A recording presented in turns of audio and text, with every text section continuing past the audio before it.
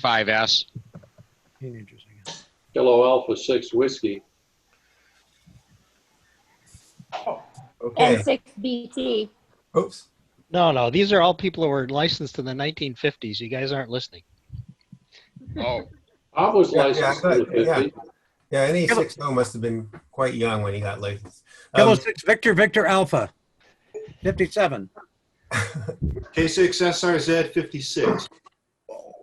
N6ZFO 55. ND2T 57. N6BT 59. K6MM 58. K6LRN 55.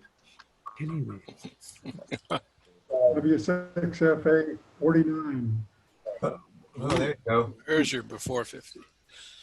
All right, let's go on to the 60s. I'll start at WD6T 67. K2 Radio Denmark 65. WX Radio Hotel 63. K6MR 67. N6XI 61. Kilo 8 Fox JJJ Tango. 63. WX5S 69. K8FT 66. All right, how about the 70s? N6TV 72. Kilo 6 Tango Delta 70. W6 Whiskey November 6. Whiskey November 6 Hotel Foxtrot. Check 74. Kilo 6 United Fox Oscar 71. NE60 72. W6RC 72, Bob. WU6 73. Norway Zulu 6 Quebec 74. All right, 1980s. KX7M. N6KLS 1982. KX7M, please copy 84. That gets her a rap in the back of the head. Can we mute him permanently? 1990s. Whiskey November 6 Delta November. Echo. 1999. November 6 Delta Echo. Check 90 Sugar Charlie Victor. Whiskey Echo 6 Zulu.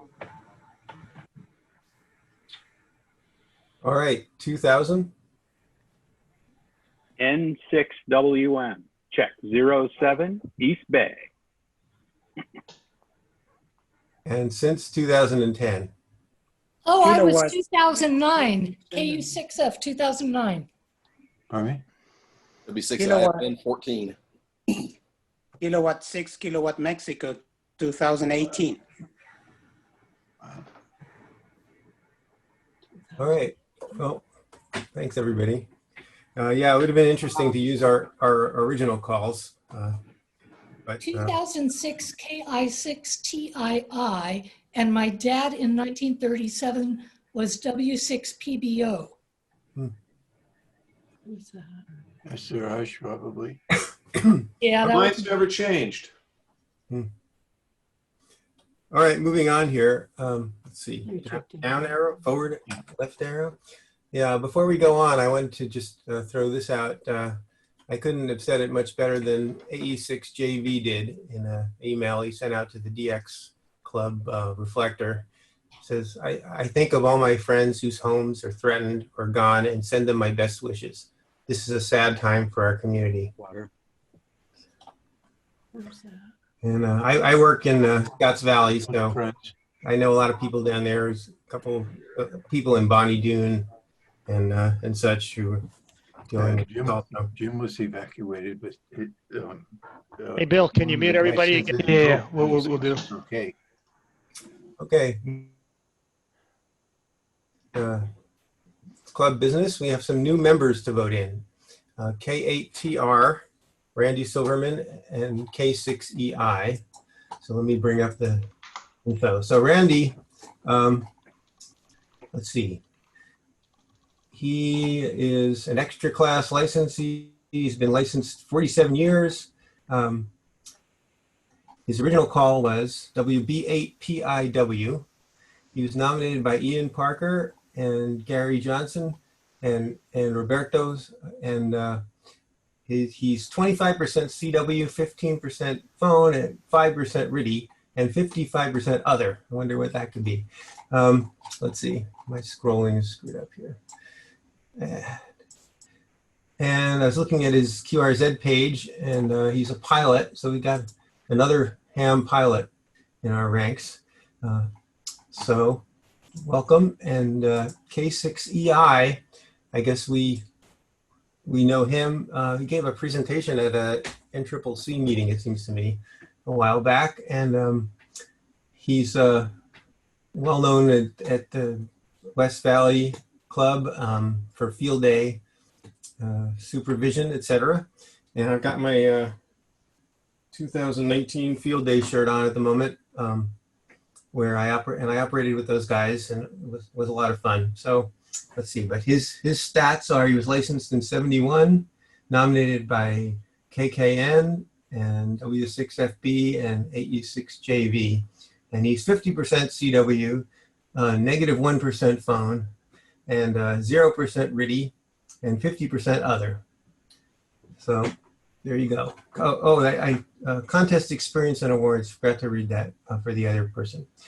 So field day, NAQP CW, CQP, ARL 160, and he was a low power multi expedition winner in CQP in 2019. In ARL 160, he was a 4-time QRP division winner. And his favorite contests are Field Day, NAQP CW, CQP, and ARL 160. And going back to KTR for a second, his contest experience and awards, he lists CQWW, IARU, sweepstakes, and his favorite contest is CQWW and Field Day. So now these two people should turn down their audio for about 5 seconds while we vote you in, and then I'll go to the next slide, which will signal that you can turn up your audio again. So does anybody object to these new members? Nothing heard. Now if I can advance my slides again. For some reason I'm having trouble with that. Oops. Here we go. You're in. Welcome to NCCC. It's great to have you, and thanks for joining. Moving on. Okay, here's some upcoming contests. There's the Hawaii QSO party today. There's the NS Sprint Ladder, which has been going on starting last Thursday and is going on for 3 more Thursdays. There's WW Digi, the week, I guess it's next weekend. And then the weekend after that has the All Asian DX contest, the phone version, and also the CW Ops CW Open. After that is the NA Sprint, the CW one, and that's a KB contest. Then the Washington QSO party, this salmon run on the 19th. Then comes the NA Sprint on that same weekend, the RIDI Sprint, that is, September 20th. And then another KB contest, the CQ Worldwide RIDI contest on September 26th, which is the first really big contest, I guess, of the season. And another big contest right after that is this one, the California QSO party. So I'm going to turn it over to Dean for a quick update. Hopefully Dean is here. I'm here. Can you guys hear me? Yes. Okay, great. Hi, everybody. Great to hear you all. Definitely looking forward to Mark's presentation today, and I don't have any slides. I'm just going to talk for a minute, not just about CQP, but about how Mark's presentation applies to CQP and other contests in the NCCC as a whole.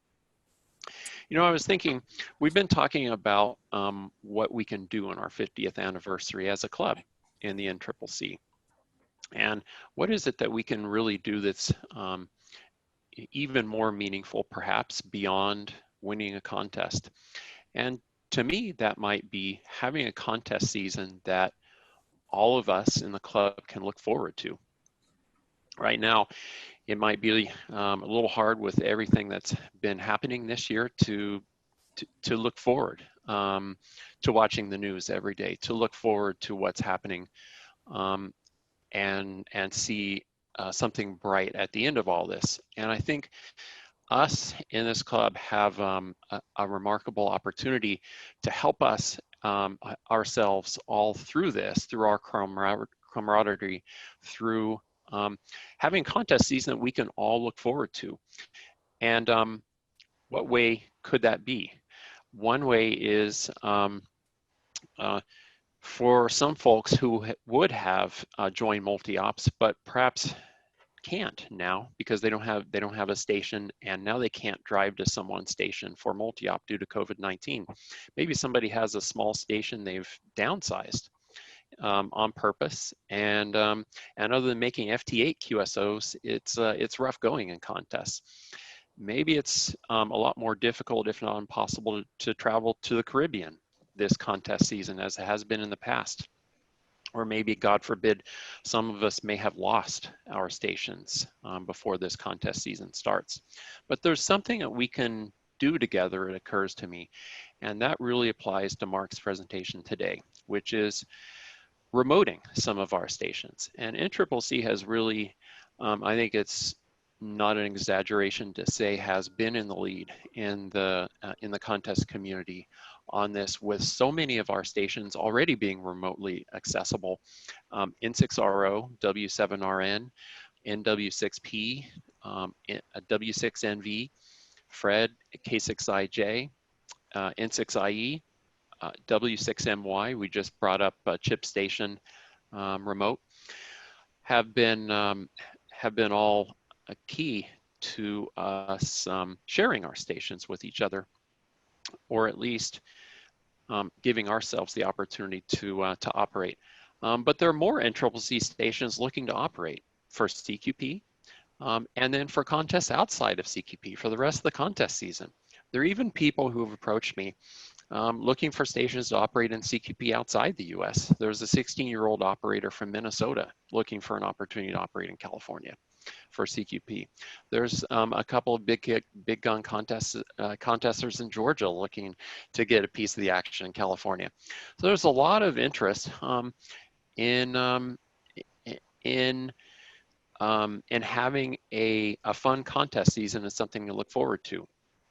And it seems to me like we might be in a great opportunity to do that together as a club in our 50th year of existence. Really, it just takes, honestly, a tri-banner and a wire on 40 to really get folks off and running, and to have fun sharing a station with somebody, and to allow somebody to have some fun this contest season. So really, I'm so pleased to have Mark K6UFO talk to us about remoting our stations today. I've contested with Mark, as many of you have, at W6YX. Such a great guy, and really happy to have him still involved in the NCCC after he moved out of NCCC territory a while ago. So with that, shall I pass it to Mark, or David, did you want to say a few more words before we hand it over to Mark? No, you can go ahead and pass it to him. Okay, Mark, have at it. Good to hear you.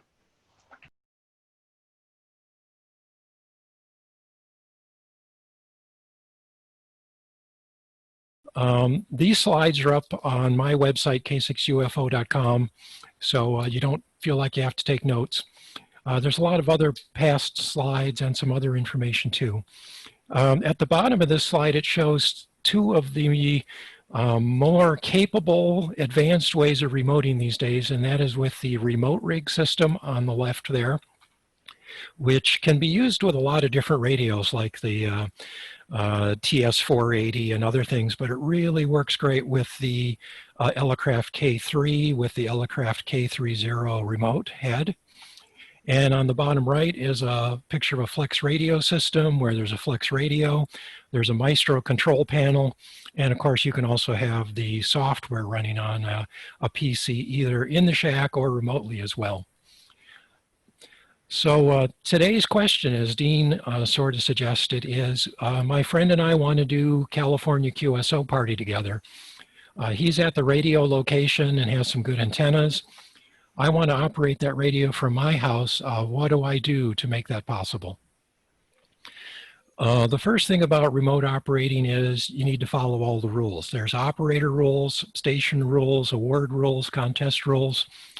The big one is that the operator must be licensed in that transmitter country, or you can have a reciprocal permit if that's the proper licensing method. Has to use the proper call sign where the transmitter is located. And what we're trying to avoid here is for the problem like we don't want any European hams on US transmitters using their US call to work DX stations, usually DX in Central America or the Pacific, and vice versa as well. No US hams using their US calls on a European station to work European DX. You have to be licensed in the transmitter country. The station itself has to be controlled by a licensed operator and meet the requirements in the transmitter country. The power limits, frequency bands available in that region or that country and things like that. This is usually pretty normal for any ham radio station. And then of course the awards and the contests each have their own rules. The main one for the DXCC is that all the contacts have to be made from the same DXCC country. And all the contests are quite accommodating of remote operators. They just say that all the contacts must be made with equipment within a 500-meter circle. The operator can be outside the circle, but the transmitter and receivers all have to be co-located in one location. There are a lot of remote receivers available on the internet, but they're not allowed for nearly every award or contest. I think there's actually a 160-meter contest that lets you use remote receivers within some distance limit. But in any other contest, you can't use a second receiver unless it's at your transmitter site within that 500-meter diameter circle, for instance. A very popular way to go remote is use other people's stations. And that's especially useful when you're traveling or when you're not allowed to have a station at your residence due to a homeowners association rules or something like that. There are a lot of receive-only sites on the internet. I put some of the URLs for some of the big lists of those stations up there. A receive-only site is actually pretty useful for shortwave listening, maybe on a band that you're not equipped to listen on. Maybe you want to hear what it sounds like in Europe instead of from the US. You can get on one of these and then transmit from your location and see how you sound on the other coast, for instance. Mostly receive-only sites are not very useful for contesting or DXing because they have a lot of delay. Most of them have 1 or more seconds of delay or buffering, which would make them pretty much unusable to try to manage a pileup or break a pileup. So they're not really that useful as compared to a receiver at your transmitter location. To be receive and transmit, you may have to register with a lot of these sites we're about to talk to. Many of them ask for a copy of your license. Sometimes you have to be a member of their club, which, like most clubs, are pretty easy to join in most cases. They may ask for some dues as a club member or for dollars for contribution to keep the equipment maintained. I'd recommend you look for a friend or a club station that's already set up for remote access, especially people who have a flex radio station. It's very easy to get them operating with remote users. And some of the big contest stations, like Dean mentioned, are already set up for remote operators. You can connect up with them, join their operation, and get scheduled in to have time to use the remote station during the contest, especially N6RO, W7RN, and others. RemoteHams.com has hundreds of shared stations. A lot of them are club stations, a lot in the US, all around the world.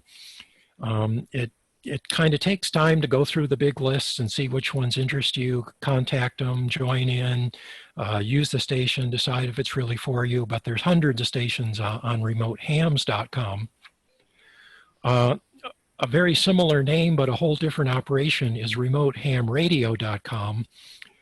They're in a commercial operation. They do offer a free trial period, and after that you have to pay. The rates go from as low as I think 9 cents a minute up to 99 cents a minute. They have very high quality stations. These, the top end stations they're using have won many contests, especially the big stations in Maine. They have stations available also in Puerto Rico, Haiti, and they have a station over in 9A Croatia now with the licensing agreement already worked out, so US operators can operate as 9A / your US call and see what it's like there. BLoud.us is kind of a newer commercial operation. They have some US stations. They plan to have Ecuador and Bonaire as well. If you're going to use someone else's station, I would recommend you be polite and don't take over the station for the whole weekend without checking first, because a lot of these stations are kind of at their busiest on a weekend, and if people weren't expecting the station to be already in use or out of service because you're using it, they can get a little teed off. So be polite, and it goes a long way. But what we're really interested in is setting up your own station or that friend station to operate for CQP, for instance. There is no one perfect way to do this. A lot of it depends on what you want to do, how you want to do it, how often you want to do it, what equipment you have. What modes are you interested in? Voice CW, digital ops. In particular, is CW operating by keyboard CW alone good enough? Or do you also need a key or a paddle with a keyer? Because having a key and a paddle means you're also going to have a wind keyer of some kind and some extra equipment. Whereas most logging programs are already able to do keyboard CW without any extra equipment much easier. A big question is how much are you willing to haul things around with you? Do you want to travel with just a smartphone and a tablet? Or are you willing to, and in that case, you can get on very quickly. A lot of these stations you can get on from your smartphone or your tablet in under a minute. Or are you going to take the time to bring an extra control head? Are you willing to work with the router at the station to open up extra ports and use those extra ports to send additional audio and control streams? Do you want some special audio equipment because you're a hi-fi audio nut, or maybe you want to use some special kind of digital interface with your audio equipment? Again, we mentioned if you want to use a key or a paddle, that always adds some extra complexity. Maybe you want to have extra screens on your operation, in which case you probably can't get everything set up and be on the air in a minute. It might take a lot of setup time and then several minutes to get everything running, connected up, and operating correctly. An interesting question is whether this is a dual use station. Will the station be used at home and used remotely, or can you dedicate it to remote operation all the time?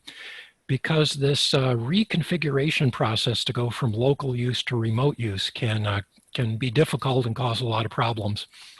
Especially if you are not willing to reconfigure it for remote use every day before you go to work. Nothing is more dismaying than you go to work, then you suddenly see a spot for some rare DX station you wanted, but you forgot to reconfigure the station for remote use before you left this morning, so you don't have any way to get the remote working. You have to drive all the way back to the station to change the setup. So think about that. And another question is, do you need full capability, usually related to how many bands and antennas you can use? Or is it really adequate that you could set the station up on one band, one mode, maybe just set it up for 20 meters only, leave it that way, and would that be sufficient while you're gone, that you can always operate 20 meters, but you're not really able to switch over to other bands or antennas? A question that really relates to how reliable you need everything, what kind of equipment you want to use, is can you get to the station easily? Is it in the garage, or is it a 6-hour trip up to a hillside somewhere to get to it? And are you willing to keep a PC online at the remote station, meaning at the transmitter site? That really helps, gives you a lot more capability. Or do you really have to have everything extended across the internet with no on-site PC? This makes things a little harder because you have to extend a serial port connection to every single device across the internet. There are hardware devices to do it, but this can be harder than just keeping a PC at the station online. And of course, think about how much reset capability you need. Is there anybody on site that you can call up and say, could you please go into the closet and push the button or flip the switch? If there's nobody there, you really need to have control of the AC power remotely, and we'll talk about how to do that. My recommendation is that you start with simple goals, meet those goals, you'll gain a lot of experience, and then decide how much you want to expand or create additional capability and what that'll take. There's 4 basic things you need for remote operation. You need the audio in and out of the radio, of course. You need access to the mic and speaker jacks or the line in, line out jacks. Most new radios let you have access to the audio over a USB connection. And on other radios like the Flex radio, the audio comes across on an Ethernet connection on a network UDP packet connection. Access to the audio is just like you were interfacing for the digital modes in the old days. If you put a RIDI AFSK interface in place, or if you're setting up to use FT8, you need access to the audio. Second thing you need is radio control. And usually that's through a serial port. It lets you read and set the radio frequency, change the mode, activate the PTT, send CW, do a lot of things. So you need a radio with a serial port or some kind of CAT, CIV, USB control connection, or again, that connection can be over an Ethernet connection. Those were both labeled easy. Here's the one that's hard. Station control, everything else like the AC power outlets, switching antennas, rotator control, if you have a tuner, amplifiers. Every one of these devices is different in how it behaves, different in what kind of control it needs. Ideally, the equipment would be as automatic as possible, or at least be able to be PC controlled by that PC at the transmitter site, for instance. Worst case, you have to control all these strange different devices over the internet, over the web. Many of these devices have a way of doing that, but as you get more devices, you end up with more different types of control mechanisms, more different kinds of software, and it makes your station too complicated. So go for automatic where you can, go for simple where you can to make things as easy on the operator as possible. And our number 4 item, which is also easy, is you actually just need good internet service. You don't need fabulous internet service or incredibly great internet service. You just need something that can get audio back and forth. Upload and download speeds of about 1 million bit per second are really adequate. More speed is always great, but don't think you have to spring for the best fiber optic connection in the world, and unless you want it for everything else. More important is to have a low latency or delay. If you're under 200 milliseconds, you're probably okay. Stations under 100 are even better. Stations that are maybe down in the 60 millisecond range will seem just like you're sitting at the radio. A lot of the new SDR radios or radios with digital signal processing actually have delays of up to 50 or 100 milliseconds already just from the digital signal processing that goes on in the radio. So we're not setting a real high bar here, but once you're over about 200 milliseconds, an operator will notice a lot of delay and a lot of lag. They won't be able to tune smoothly. So if you can get internet service with low delay, that's really important. Low variation, low jitter in the internet connection is really good. Reliable, that is low packet loss, is way more important than how fast it goes. You will need to have an IP address for the radio end of your connection. That can be either through DHCP or having a static IP address. We have a lot of networking experts who know much more about this than I do, but some systems don't make it easy to have an IP address at your radio, which makes it hard to find and connect up. I'm talking about you, cell phone internet service. Something like a DSL service or cable modem service through Comcast or Xfinity is really good. Wi-Fi connections can be pretty good. They're not as good as a hardwired connection, but almost all Wi-Fi can be improved and made good enough. Satellite internet is much too delayed. You're talking way over 200 millisecond delay, and so you will not be happy trying to run a remote station through a satellite connection. And a lot of places that have some kind of cell phone internet or wireless internet can be used in a pinch, but they have a lot of problems. They may lack an IP address on the cell phone network because of what's called a double NAT problem. Most of the cell phone internet services have really high variation, and they may also stick a data cap on how much data you can send back and forth. Now, if you set up your own wireless internet connection, like Chris N6WM has done, that's kind of, you're running your own wireless network. That can be really good. But when you try to rely on the normal cell phone providers' internet connections, you may run into a lot of problems. The thing that should have the biggest red hard button over here is you really need to be able to have some patience and willingness to solve problems. Dealing with the internet can be frustrating, as most of us have experienced, and you'll experience it again when you try to set up your station for remote operating. So when it gets too frustrating, take a break, take a deep breath, find a teenager to help you, and come back again later. We're going to talk about two simple ways to implement remote access, and then we'll talk about two more advanced ways to implement remote access. Maybe I ought to stop and see if we have any questions so far before we continue on. Let me see if I can see if anyone's got a hand raised, or anyone have a question I need to address right now? Nothing heard, so we'll carry on. The two simplest ways that I know of are with a software program which is designed to control a remote radio, or with remote desktop software which is designed to control a remote computer. These can really, in many cases, be set up in under an hour. It really depends on the station and on the computer that's at the station, but some people are really successful, some people run into problems and take a little longer, but these are the simple methods, let me say that. These methods have been used by probably hundreds and hundreds of people, so we're not talking theory here, this is practice, people do this all the time. The first one, software programs that are designed to control remote radios.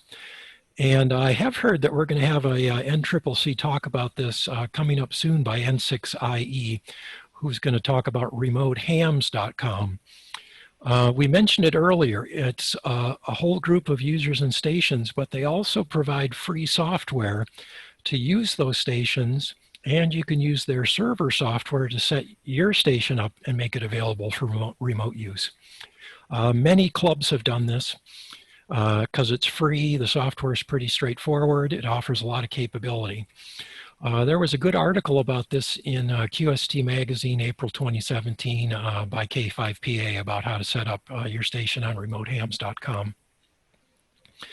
Remotehams.com is also tied into and supported by Elecraft a lot. And so it works very well with Elecraft equipment, and thank you, Elecraft, for doing that. Really, the only other program I could recommend you consider is if you have an ICOM radio, the ICOM RSBA1 software works okay. They're currently on version 2, costs $120. So buy a $2,000 radio and then charge people another $120. I can't understand that, but okay. Some of the models of the radios, well, let's look at how they set it up to start with. The radio uses its USB connection to a PC that's in the shack, goes off over the internet to wherever a remote user might be. You run a copy of this software at both sites, but you only have to buy the software once. Some of the models of the radio, like the 7800s and the 7610, can connect directly to the IP network without this base server in the shack. But the shack PC is really useful to control a lot of other things like the rotators or an amplifier or something. So I'm not sure many people use the direct connection. Almost everyone uses the set up with a computer in between. If for no other reason, then it makes debugging a little easier because you can see what's going on without having to only talk to the radio itself. There's a lot of other software programs that you might consider. I'm not a big fan of them compared to these first two, like Ham Radio Deluxe has a remote client methodology. N4PY software also has a method of connecting to it remotely. WriteLog logging software has a remote control built in so that one copy of WriteLog can control a remote copy of WriteLog, which might be controlling the station. Maybe we can talk Tom W2SC into telling us about that, because that's what he uses for the 8P5A station in Barbados. The Win4K3 software also enables remote operation. Probably the most interesting thing about the Win4K3 software is it is really good at providing multiple copies of the radio port, so that one copy can talk to your logging software, one copy can talk to the step IR controller, one copy can talk to the amplifier to change its frequency. It's really nice that they built all those kind of virtual radio ports into their software automatically. Kenwin has a remote program. There's other ones, but if you couldn't do it with remote hams, you probably really shouldn't get too far down this list. There's a little warning down here. Once you've connected your radio up to this software, it can also be hard to connect to your logging program, to N1MM, because it will say that the serial port is already in use. And so that means you may have to log manually or unconnected from the radio. And that warning is worth a whole slide on its own. Once you've used up the serial port on your radio, you're in big trouble for your logging program. Because remember, what contesters need is they need a keyboard for typing, sending, and logging. That usually means that software that only runs on a smartphone or tablet isn't going to be good for contesting. They want to use their favorite logging program. They don't want to use ICOM RSBA1 or whatever. They want to use N1MM. They want to use WinTest. They want to use whatever their favorite logging program that they're used to is. Of course, we know that the logger is important because it's the best way to create the proper Cabrillo log. It's the way to check for dupes and mults, monitor your rate, have score goals, everything else. Contesters want to have rig control so that the radio frequency is automatically controlled by the logger so that it puts the frequency in the log. It also lets you automate sending of messages from the F keys, either CW or recorded sideband messages, phone messages. You also want to be able to receive and jump to DX cluster spots. Again, you need to have rig control to do that. And to reach any of these 3 or 4, you need to be able to have access to the serial port connection on the radio. And if, for instance, the ICOM software is already using it, your logger can't use it unless you disconnect one and connect the other, or you have to put some serial port splitter software in there. There's one called VSPE, which is kind of used popularly, but when you start to wade into these things, you run into more and more software problems. Some of the software we talked about, like N4PY and Win4K3, have serial port sharing already built into them, so think about that. Some people will say, well, I'll just use my logging software then and use it on the radio connection. Well, that might be good for most of what you do, but it can't do everything on your radio. It can't adjust the filters. It can't turn on the noise blanker. It can't reach into the menus on the radio to make a change in a menu setting. You know, your logger can just change frequency, change mode, activate PTT, but it can't reach all of the radio functions. So eventually you need to be able to switch back to a full radio control program that lets you activate everything in the radio. Because the logger doesn't reach a lot of those extra functions. So if you're going to go down the software path, make sure you think about, how am I going to share this with the logger? And of course, when we talk about the two advanced methods, I'm going to talk about it in a couple minutes, they have already solved this problem for you. Our second simple method was remote desktop software. What you do is you set up the Shack PC to control the station. It controls the radio, it controls the rotator, it controls whatever needs to be controlled at the station.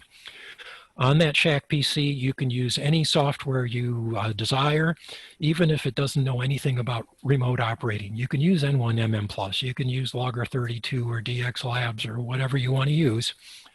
It's just like you have a ham station, and on the ham station computer, you put out whatever software you like. You then use remote desktop software to connect into that Shack PC. It allows you to see the Shack desktop, to see what's running there, to start new programs, control anything on the Shack station, just as if you were there, except you're not there, you're on a separate laptop or a separate computer somewhere else on the internet. There's a lot of good free remote desktop programs. They're also called VNC programs. Ones I'm very familiar with that I know work well are Chrome Remote Desktop. TeamViewer works pretty well. It has a free version and a licensed version, and a lot of people have problems that they use the free version for a few weeks or months, and then TeamViewer cuts them off and says, we think you're a commercial user and ought to buy a license. And that always seems to occur at the worst possible time. So if you're going to use TeamViewer, just be aware that at some point they may cut you off or try to switch you over to a licensed version. If you're on any of the Windows Pro versions as opposed to a Windows Home version, there is a remote desktop function built into Windows. Splashtop is a really nice remote desktop program, which also works on PCs and Macs, smartphones, tablets, iPhones, iPads. AnyDesk has been kind of becoming more and more popular, and people tend to switch over to it more often now. What's good about all these is they include audio built into the remote desktop program. Other VNC programs like Tight VNC or Real VNC or PC Anywhere or other ones don't have the audio built in. And in that case, as well as running the remote desktop program, you're also going to have to add some audio software like Skype or Mumble or remote audio. And every time you add another program into the mix, you're adding complexity. So try to avoid it if you can. If you want to research some of these, just Google the product name, you know, like Splashtop plus audio, and you'll see what it says about using audio. If people have complained about problems with the audio, you can find a lot of information. You could also look at the Wikipedia entry on VNC comparisons. They have a features chart, which talks about audio, of course, but it also talks about dozens and dozens of other features, some of which may be relevant to your location or not. The great thing about remote desktop software is you can use any software in your station that you want to use. The audio decoding for things like RTTY and FT8 is really best at the station rather than sending the audio on another hop over the internet. So if you do the running of WSJT on the Shack PC, you actually get the best decodes as opposed to when you try to transfer that audio across the internet and try to do the decoding on your own laptop somewhere else. The difference is not gigantic. I mean, it's still usable remotely, but as a perfectionist, of course, you want the best audio, and that's at the Shack PC right next to the radio. This remote desktop method usually needs the most internet speed. I really wouldn't try to do it unless I had maybe 5 million bits per second up and down at least. Because you're controlling this whole desktop appearance and all the buttons and windows and entry things that appear on the screen. So rather than just sending audio, it's also sending a lot of visual information, a lot of video kind of information back and forth, so it needs more speed. And just the way these programs operate, sometimes they feel a little laggy and slow because there are varying time delays between when you push a button, when that button push gets packaged up, sent over here, queued to operate here, and then it finally pushes the button on your shack PC. Sometimes that feels strange to people. Here's an example of a remote desktop setup that you might use, for instance, if you wanted to operate CQP from your friend's station. In the shack, we're going to connect the radio and the amplifier to the shack PC. We'll have a serial port connection, some audio connections. We'll run our favorite software on this PC, maybe Win4K3 and N1MM+. If we're going to use something like an Elecraft amplifier, we can, of course, use the Elecraft software on the PC to control the Elecraft amplifier. The amplifier is pretty automatic on its own, but sometimes you want to monitor things or change things. We're going to have, what did we say here? Audio to the shack on USB. In a very simple setup, we might just use the 2 antenna jacks on our amplifier and have antenna 1 for 20 meters. It might be a tri-bander, 10, 15, 20 meters.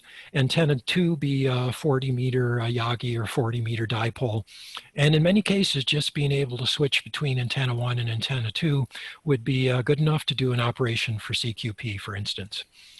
And you didn't have to get any more complicated in your antenna switching. You didn't have to go to a band decoders and remote antenna switches and everything else. You just used the capability that was already available on your amplifier. And almost every radio these days has antenna 1 and antenna 2, and you can easily switch those either with your radio control software like Win4K3, or you can write a little macro that would send the right command to your radio to switch to the other antenna. So we got that working. When we can operate the station from the shack PC without having to jump up and manually do anything, well, then we're ready to try to remote it. Download and put TeamViewer on the shack PC, put TeamViewer on your laptop. Put in names and passwords, get them to connect, get the audio to transfer. If it's now working from your laptop, you're 90% good. Take the laptop away with you and test some more, because sometimes when you take that laptop off of the same local network, you run into a problem that you didn't expect. When you're both at the shack, you're using, in a sense, the same network. And oftentimes that'll work, but when you're on a different network, you might run into a problem. So be sure and test first. Setting up to use a station for something like a CQP operation can be that easy. Notice that your friend can still operate his station at his shack. Not much change there. And when he's not using it, you can log in and operate it just as if you were sitting there, even though you're probably somewhere else. Any questions before we go on to the 2 advanced ways? I think, hi there, Tom. Did you have a question, or are you just happy these days? I was saying hi to Ira. Oh, okay. Yeah, it's great to see so many people here. Mark, I have a couple of questions if we have time for a few questions. Yeah, go ahead, Dean. Could you go back to the ICOM page, please? Sure. I'm working with someone to try to bring their station up remote for CQP, and they have an ICOM 7610. I wanted to understand a little bit more what you meant when you said the ICOM's RSBA1 is okay. Was that caveat just related to the sharing of the serial ports, or were there some caveats that you had in mind that may not make this a good solution? There's let's see, there's at least 2 caveats. One is about the way it looks. I mean, it looks like it was designed in the 1980s. I mean, it tries to give you the same picture of the front panel, which is kind of goofy. We don't really need that. We really just need a list of the functions we want to activate. You still have to go through the menu system to make a lot of changes. And by that, I mean, you actually have to go push a fake button that says menu, and then use up and down keys to go up and down the menus until you find the one you want to activate. The user interface doesn't really need to be that. I see. true fidelity of what a radio looks like. And then the second thing is it was not really designed with contest operating in mind or remote I mean, it was designed with remote operating in mind, but it doesn't have any way of sharing the serial port.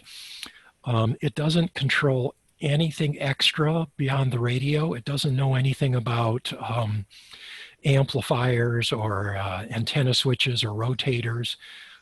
So it's very singular focused on giving you a fake ICOM radio at the other computer. I see. It also mutes the audio of the side tone, from what I understand. There's no way to turn it on. There is, that's a good point. I think that was TV Bob who says, they do not bring the CW side tone all the way back across to the remote computer. And people kind of have come up with workarounds to that, but it's just not built in as a standard function. For instance, you could get your audio at the Shack PC from the radio headphone jack instead of from the USB connector. And in that case, you will hear the side tone because you're getting the audio from a different source, if that makes sense. That's kind of a trick that other people have had to do as well with radio control software. So in many cases, a contest operator will tell you, though, I don't need to listen to the side tone. You know, I'm using canned messages in my logger. I'm happy with it. I don't really need to have the side tone, but yeah, be aware of that. Okay. This is also something that has sometimes come up with some of the flex radio systems in remote, is that they don't always provide the side tone information to the remote end. But again, there's other workarounds around that, and it's something they know about. There must be some kind of technical problems about making it work easily, because it doesn't happen automatically, and people have to work on it. Okay, thanks, Mark. That was really helpful. Could you go to the next page, please? Sure. You mentioned about some of these softwares don't give you the ability to adjust filters like noise blanker and such. Does Win4K, Win4K3 allow you to do that? Yes. What I really mean is that your logging program, like N1MM Plus, lets you change frequency, lets you change mode, lets you activate PTT, uses the RIT, but no way with N1MM Plus can I go in and activate the noise blanker and change the noise blanker threshold. Okay. Or Well, something. you can do that with correct commands and macros. Yes, but it's really not built in, whereas with Win4K3, for instance, I have access to all the radio settings right there on the Win4K3 screen. And it's really easy to change the filter settings and things like that. Now, if you only need one more thing or one or two more things, yes, you can write a macro and have that macro do that one change for you. But you must be able to predict what that thing is in advance. So I hope you're able to do that. Okay, thanks, Mark. Mark, Yes. I just wanted to add something. You're referring to Win4K3 suite, but they have a similar program for the ICOM and the Yaesu world, which is, and I find my Yaesu one incredibly valuable for automating the station. Almost couldn't do what I do without it. That is a good point. That VA2 FSQ or VA2 SQ, who writes Win4K3, actually has a Win4 ICOM and a Win4 Yaesu, and I think he has 2 or 3 other versions. And they are all very good. They all offer these extra radio port sharing functions. They are all designed to be used remotely to some extent, although his initial goal was to make it just on the Shack PC, that it really works remotely as well. And for someone who's a Yaesu user, for instance, that would be a good choice. Although some of the other software, like the DF3CB software, is really designed for Yaesu radios as well. But yeah, I think Win for K3 ICOM would be good, or Win for ICOM or Win for Yaesu would be good as well. Anything else before we move on to the two advanced ways? All right, if you've been falling asleep, this should get you excited, because these are the really fun ways to run a remote radio. One is what's usually called remote rig, which comes from a company named Microbit, the remote rig, and the Flex Radio SmartLink remote system. These methods cost more in time and money, but they really provide you knobs to use, which is cool, and they provide you a lot more remote capability than what we've talked about so far. The remote rig system, which you can read about at remoterig.com, is really set up to use a pair of these little remote rig devices. You can kind of think as if they were a modem to send all the signals across the internet. And they take all these signals from the operator location and bring them over and plug them into the radio at the remote location. And you can do this with a remote front panel, like the old Kenwood TS480 that has a detachable front panel. Or you can use a special control head like an Elecraft K3/0.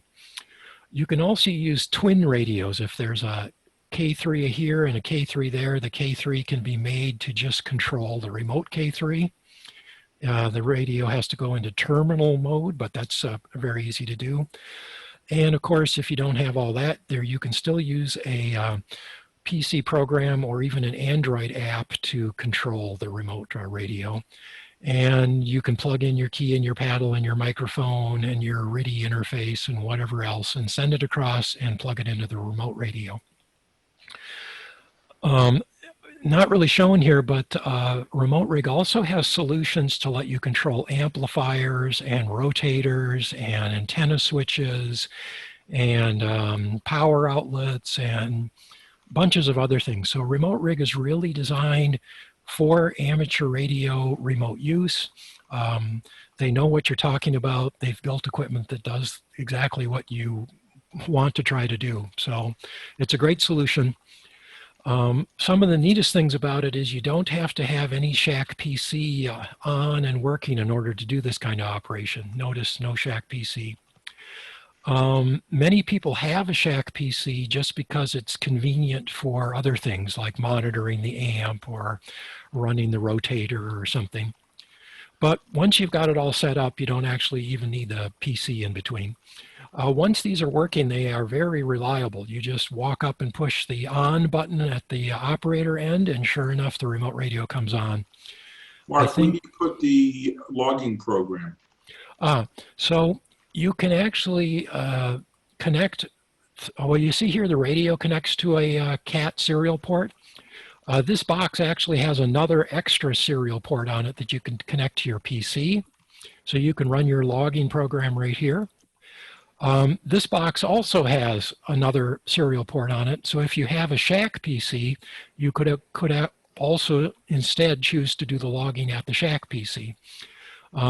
These boxes are kind of flexible in that way. I think they offer 3 serial ports total, but usually one of them is being used to run the front panel.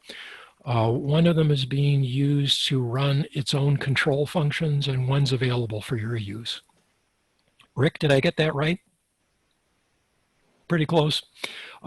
There's a serial port available on both ends of this connection in addition to what's plugged into the radio. So you don't run into the problem of running out of serial ports. What's really neat is, yeah, go ahead. You don't get to use the second serial port if you use the K3 twin. They reserve that, unfortunately.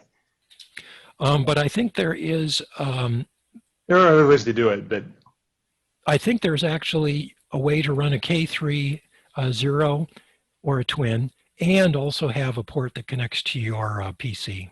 Absolutely. Yeah. You can have both of those, but you don't get to have like a third. You don't get to use both serial ports independently in that case. You use one CAT and one K3 head. Okay, I will agree with you that the second CAT port is configured to automatically follow the radio port, but that's actually fine for your logging program. Yeah. If you wanted a totally independent, separate serial port, I think you're right. At that point, you'll have run out. After 2, you don't have any more, and you'd have to set up another connection. But the remote rig documentation can help you here to figure out how to use the ports that are built in and what you can do with them. The key thing to know is that the control side, that's the left-hand remote rig controller, looks like a radio to your logging software. Yeah. Yeah, so I mean, this was really designed to operate amateur radio equipment. It knows about CAT and CIV, and it knows exactly what you want to be doing with your logging program or your front panel. So they've designed it to do really what a radio operator wants. It has a keyer built in with different speed controls and iambic A and iambic B and all that. It also has a special way of accounting for jitter and delay in the system so that your CW keying is good. It provides you a CW side tone so you can see what you're doing, which is essential when you try to use a paddle. You need some kind of side tone. So a lot of design work went into these to do what a radio operator wants. Mark, may I yeah, add go ahead. one more comment? So I'm using also remote rig pair extensively, the K3 twin combination from Oliver's W6NV station. And I think of it as it's really a proxy connection to your remote K3. It's an extension of the wire. It feels, I'm using a pedal, I'm using logging software locally, and everything looks good. But there was one problem that we had. I mean, Oliver operates locally and I operate nowadays remotely, and we operate multi-operation. So the problem is you have to go locally, remotely, switch that, and we had to like unplug the wire to make the remote radio accessible.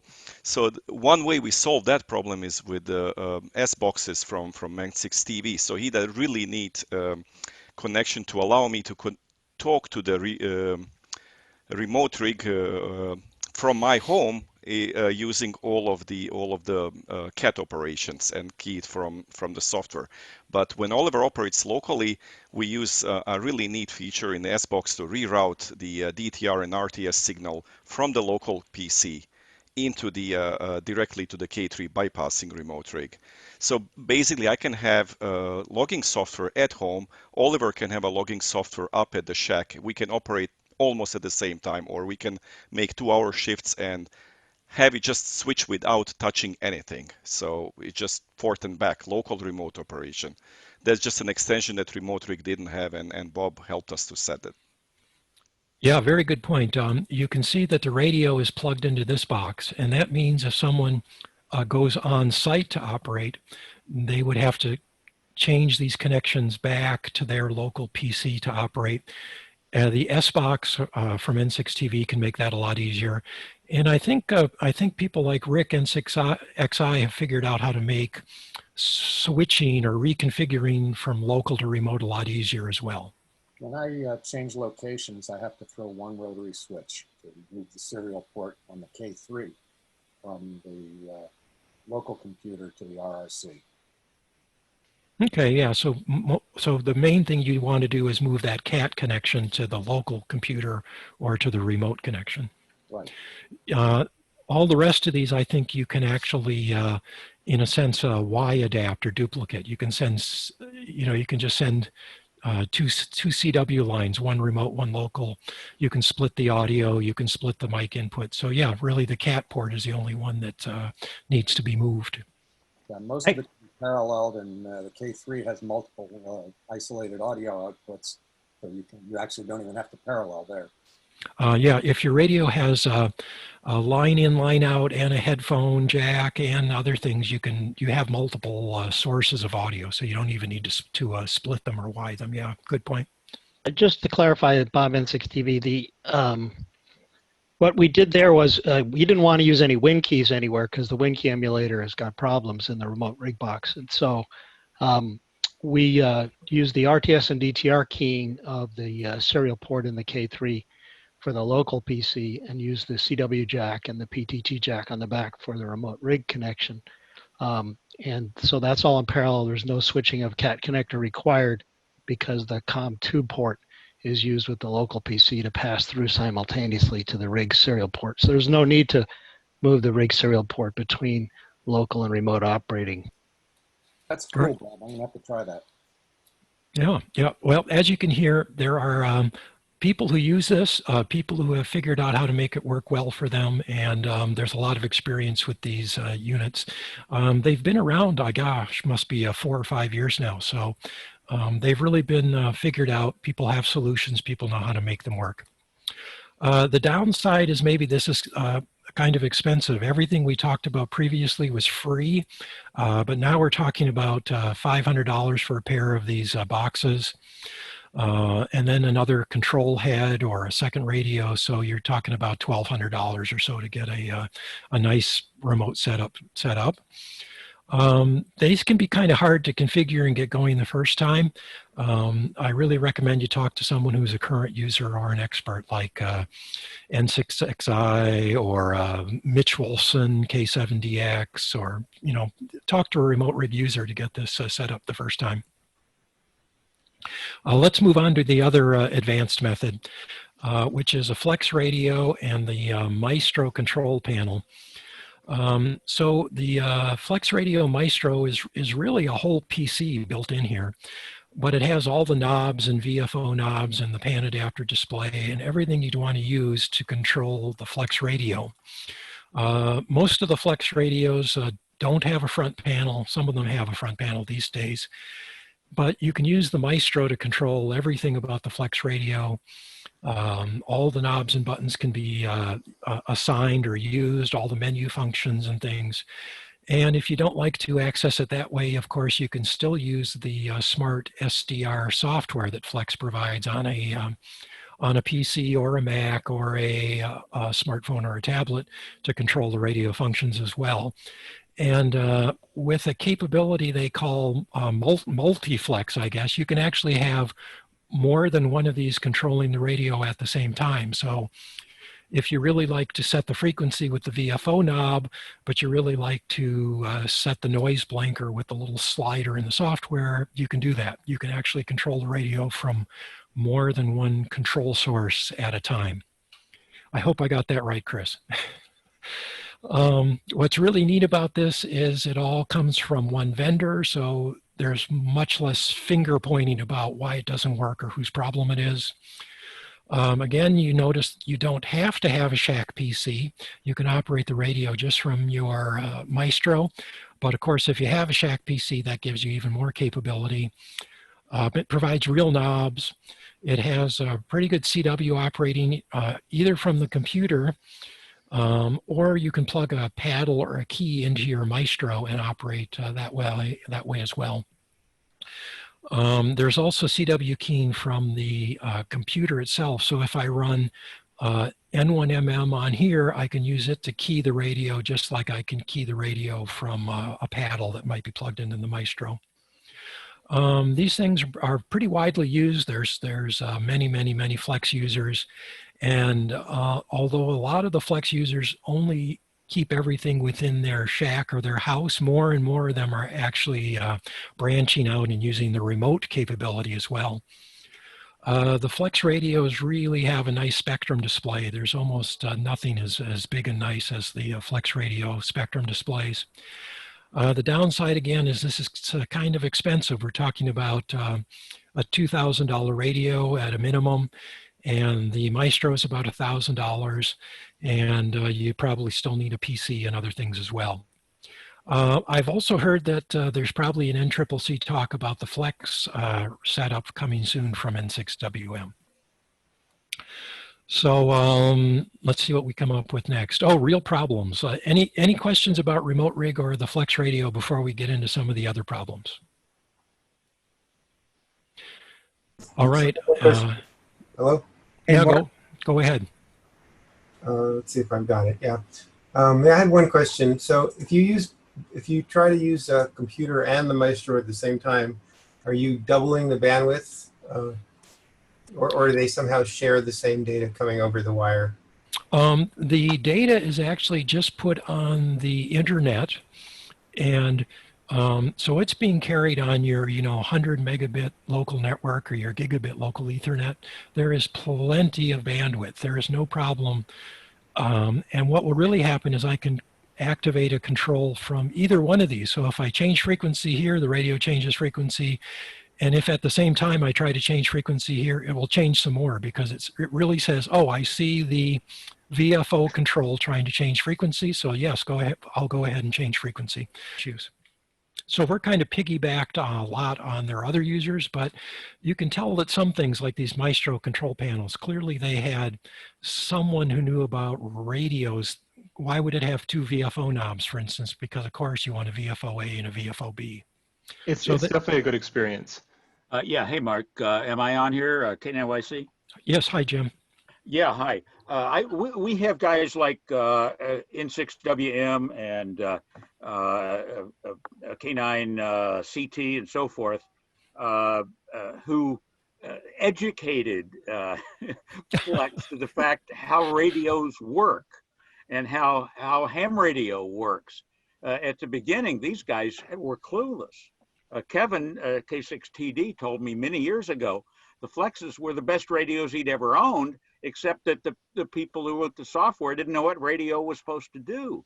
And it was years before somebody was able to explain that to them. These guys, give them credit for lots and lots. I'd like to ask one question here. Let's say, for example, I'm running remote. Okay, I'm the Maestro remote. I got a PC. I don't want to commit the screen space on the PC to the Spectrum display. So can I get rid of the Spectrum display on the PC and leave it on the Maestro? Yes.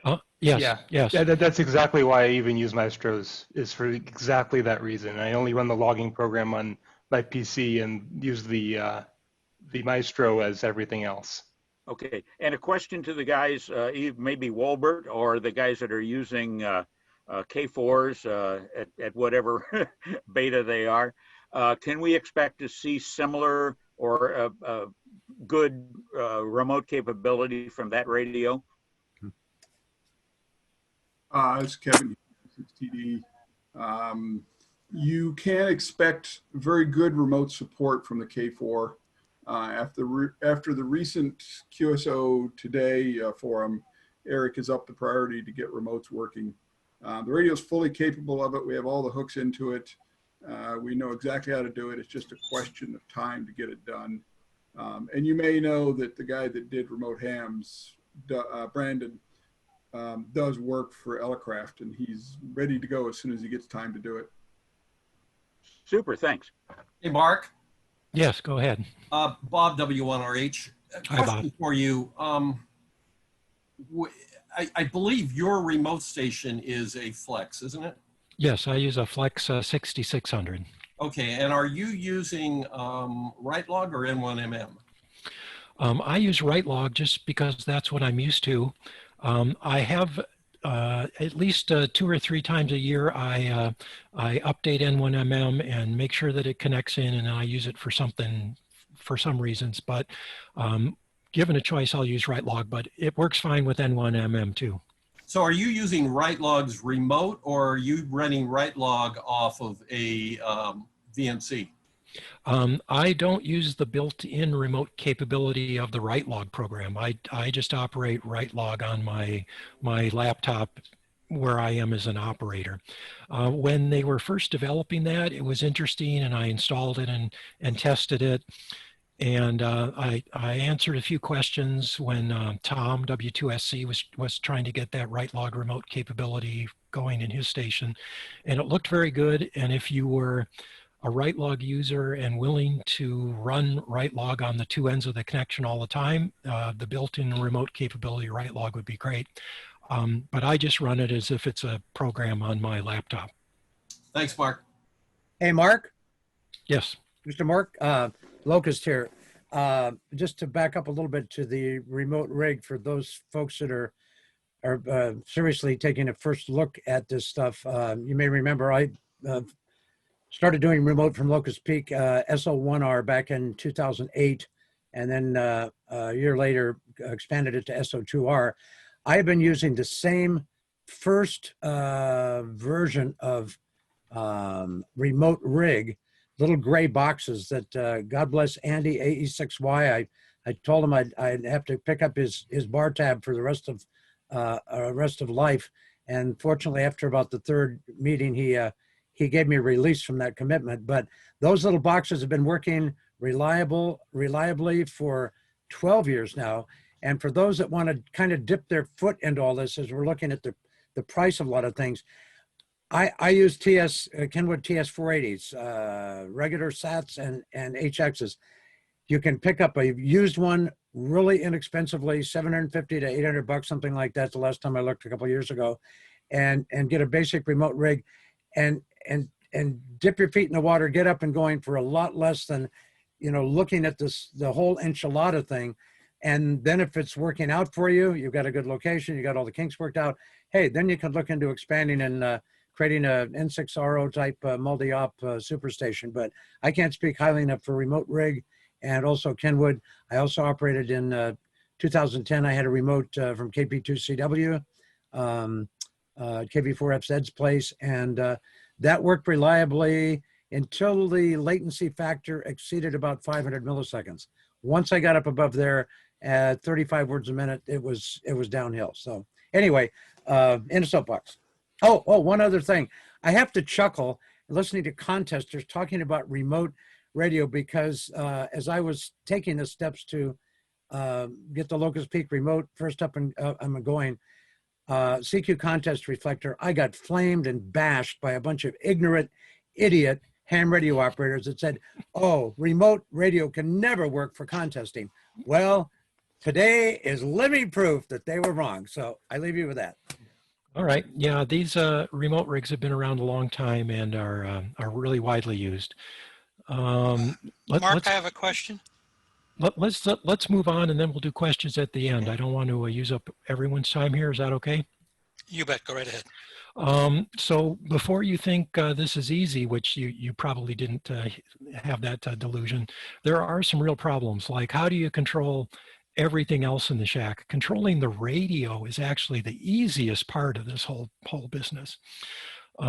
What's hard is to control the power outlets and the antenna switches and rotators and tuners and amplifiers, and maybe you have a receive-only system and you want to have watt meters and just everything else. Everyone is different. Everyone needs a different kind of solution for remote monitoring and control. Compared to making the radio operate, these are hard. All I can say is really simplify your station, make things as automatic as possible, and then solve what needs to get solved after that. Some things will say they're automatic or say that they're computer controlled so that the PC and the shack can control them, but make sure you verify that and test it out. You really have to eliminate everything that requires a hand-on operation, because there's just no way to do that remotely. So instead of having these manual coax switches, you want to have a automatic antenna switch with some kind of band decoder connected to your radio. I think this one's actually a ham plus, but there's lots of band decoders and remote antenna switches, and most contest stations know all about this. A lot of these problems can be solved. AC power switching, the really simple solution is to go buy a Wemo smart plug. They're only 20 bucks or less. There are even cheaper ones available if you go to Amazon and look around, but the Wemo people, which is really Belkin, are probably more reliable than a lot of the unknown brands. So that's a pretty simple way to go. The biggest problem with these is that when they get confused, the only way to reset them is to unplug them and then plug them back in, which you can't do remotely.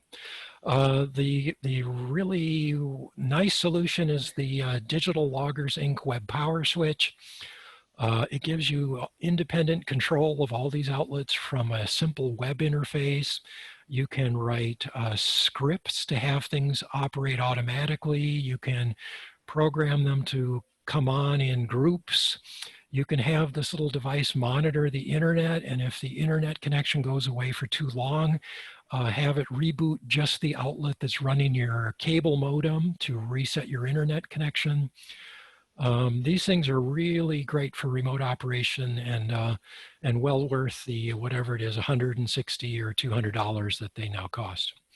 All the big remote stations eventually end up with one of these because these are the nicest way to control power. You can also use these to control your 12-volt power connections. That is, if you need 12 volts on some device and you'd like to be able to turn that on and off in order to reset the device, well, you just plug that 12-volt power supply into one of these outlets and you can now control the 12-volt power supply. You don't need a special internet-capable 12-volt power supply thing. Just use the AC connection to a 12-volt supply to control 12-volt devices. Another problem, antenna switching. We talked about if you only have 2 antennas, or if that's enough to get you through the contest, just use the 2 antenna connectors on your radio or the 2 antenna connectors on your amplifier and control them with the radio control software or the amp control software. Beyond that, you have to go to a system which has band decoders and coax switches and stack matches and everything else. Those work pretty well, but then you're going to be looking at equipment from Ham Plus or Green Heron or a more complicated system. To control the rotators, you just have to make sure that the control box has a serial port. You can then control the rotator from your logging software, like N1MM has rotator control function built into it, and it can do all the easiest things of just pointing to a new direction.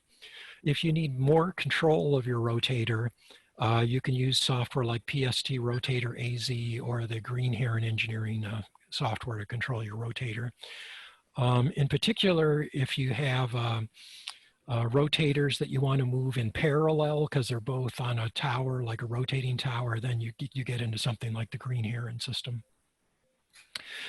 To control a tuner or an amplifier, if it's a manual tune type of device, all I can really say is just use it on one band and switch it in by your antenna switching. So if you really need a tuner on 80 meters, well, when you go to the 80 meter coax, but have the tuner on that 80 meter coax and it's able to operate. If you can use it automatically, if it's an auto tuner or an automatically tuned amplifier, of course you can use it anywhere. Try to set it up to be all automatic.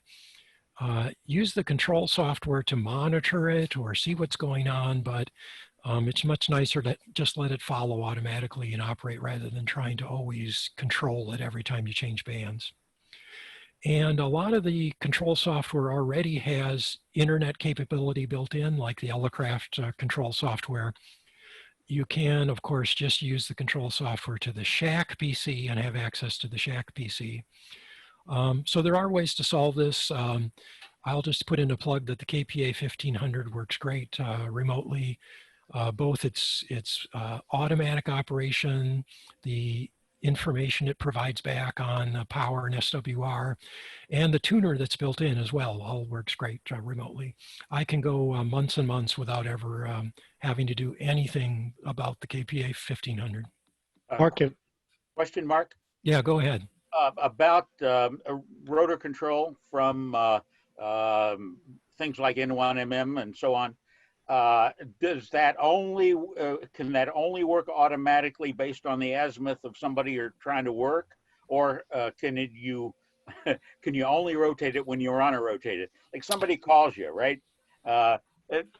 You're working him, right? Why do you need to swing the antenna? I got you, Jim, and you're absolutely right. It has both an automatic mode where it tries to go to the azimuth of the prefix, but you can also turn that off and only rotate when you tell it to rotate to some specific direction. Thanks. Yeah, they've already thought about that in N1MM and the other logging programs. They let you set it up for full automatic control, but that's really not recommended because you're just going to be swinging back and forth all the time, and you don't need to do that. So if I could I really want to emphasize what you're saying here about make the amplifier automatically track the radio, preferably with not having to transmit any RF. Almost all the modern amplifiers can do that. The connections to the serial port on the radio require special Y cabling. That's one of the reasons I designed the serial box or S box. So if you have any amplifier and any radio, I can help you get them connected and changing automatically. Yeah, great. Thank you, Bob. I would just add that people who use the same equipment for the radio and the amplifier usually have less problems because the integration works better. You know, if I have a K3 and then I go buy some other amplifier, an SPE or something else, oftentimes the integration's not quite as good. It can be done, people do it, but when you have them from the same manufacturer, usually they work a lot better together. You might have some other devices in your shack, receive-only antenna controllers or something. You can use a thing called a serial port extender to take any serial port and bring it across the internet to your PC on your end. There are also web relays and switches, which give you kind of a little interface on a web page that lets you turn switches on and off. You then use that switch to do whatever you want it to do. You can also use a little Raspberry Pi controller, which connects to the internet and can do a lot of things if you're willing to write the little program with a user interface and the relay controller to let it control relays or serial ports. So there are some solutions, but the more that you can avoid these things, the more time you have for operating and contesting and less time of building and testing and debugging. Let's get to our NCCC question. Remember, our friend and I want to do CQP together. He's at the radio. I want to operate that from where I am. How do I do this? Well, the first question I would ask is, can that station be operated just from the shack PC? Or can I easily improve it to get it to that point where everything operates from the shack PC? And if that's where I'm at, any of the simple methods will work. That is either software programs or the remote desktop programs. All I'll need to do is download some software, install it, configure it, and test it. That's probably only one day's work at the worst. So once the station is operating from a shack PC, this is a pretty easy capability to set up. If you have something like your K3 station already in place, it's already set up with automatic antenna switching, maybe it automatically controls the stepper antenna and other things, and you really don't want to upset that whole configuration. With a K3 at one end, I'd really consider adding the remote rig boxes and then either borrow or get a second K3 or a K30 mini control panel. Because this remote rig configuration with the K3s works so nicely, many people have used it, it works well. It will take a little bit of time to install, get it configured and operating, but it'll be very reliable. And a lot of people have used this K3 setup. It's a great way to go. And of course, if the friend has a flex radio in place, and he already has his antenna switching figured out, well, you're set. All the Flex Radio software since 2017 has this remote operation already built in. You're going to have to install the Flex Radio software where the operator is going to be. There's going to be some configuration issues about getting them a login and getting the various parameters set correctly, but remote operation should be completely doable for the Flex Radio system. Again, a little bit of testing to make sure you're ready. In any of these situations, you may end up with some kind of limit on what you can do. Maybe you are not able to change all the bands you want to, or you're not able to automatically retune the amp the way you'd like to. I would say if you can overcome this with some kind of a simple procedure by not going to 80 meter and then going back to a different band. For instance, only go up the bands and not try to go backwards. so you can avoid retuning. Or if someone's on site and who can assist you when you need that just one little assistance, you're probably all ready for the contest. I don't think you have to solve every last problem. That's not going to be a very cost-effective approach for the contest weekend. Hey, Mark, a comment about the on-site assist. Doesn't that take a person from single operator to multi-operator? My understanding is no, because assistance means there was another person either operating the radio, making a QSO, or giving you spots. And fixing equipment does not fall into that category. Yeah, I don't know. It could vary. I strongly encourage that to be checked out beforehand. I have checked out that in the past, and it was probably like 2 ARRL contest directors ago, but he said, no, assistance means there is another person doing something that makes QSOs, operating the radio, sending or finding the actual spots with call signs. Otherwise, if someone fixes equipment, that is not putting you in the assisted category. Well, I'm going back, I guess, maybe 10 or 11, 12 years ago. I'm almost positive one of the major contests, there was something in the rules, the issue was brought up. But again, that was potentially a long time ago. Just a word to the warning. Sure. You know, you can check on that again, but I think you'll find the way they have defined assistance, especially in the CQ Worldwide contests, is it has to do with making contacts. It does not have to do with maintaining the equipment. Okay, thank you. A comment on that one, not with respect to that contest, but there are some contests like the state QSO parties. If you are driving and operating, you're single op. If you are operating and have a driver, you're multi-op. Whoa. Now that varies by contest. Sure. So yes, you know, as we started here, always read the contest rules. Most of them do not have many limitations on remote operating. The only ones that really have a limitation on remote operating are like the IOTA contests, because they intend the island operators to actually be on the islands and not remote to the islands. And things like the field day and winter field day, which really intend the operator to be out in the field and not operating remotely. But most contests are very accepting, and remote operating isn't highly restricted. Let me close here and then we'll do a few questions and answers. As you can see, the NCCC has many users and experts on remote operation. I know we have users of remote hams, remote ham radio deluxe, remote desktops, K3s, remote rigs, and K4s, flex radios, and even more. So if you have a particular question, sure, go ahead and ask on our email group. Somebody will be able to help.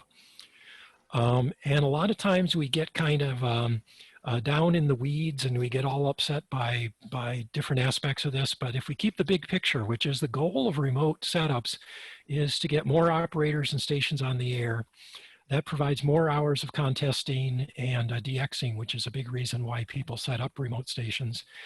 And that just leads to more fun, both for the operators and for all the other stations on the other end of the QSOs. So every time we get someone on the air remotely, it's just a win-win situation for more QSOs. So thanks, and I know we had some more questions. We'll let NA60 or WD6T cut us off if we run too long, but let's hear about it. Thank you. Yeah, Chip here, W6 Mike Yankee. I have my remote running, but I have a question on the remote rig boxes. Bob, you mentioned that there was some issues with the wind keyer that's built into the remote rig. And one of the things that Dean and I discovered when we were working on my setup this week was that if we use a wind keyer, you cannot remotely key at the same time using the wind keyer and have a local key to add for fills. You have to use the keyboard. And of course we have it connected through N1MM. So I was wondering if I could get some comments on what is the issue with the built-in wind key capability in the remote rig, and also does Bob, does your box help eliminate the issue of trying to run like other digital modes other than CW with remote rig? I haven't heard of anyone running like FT8 or FT4 through the remote rig boxes. So, Oh yeah, I did that quite extensively. So you can run any kind of audio or digital you want. Bob, talk about the keyers. Oh, I didn't catch what radio are you using? K3s, K3 twins.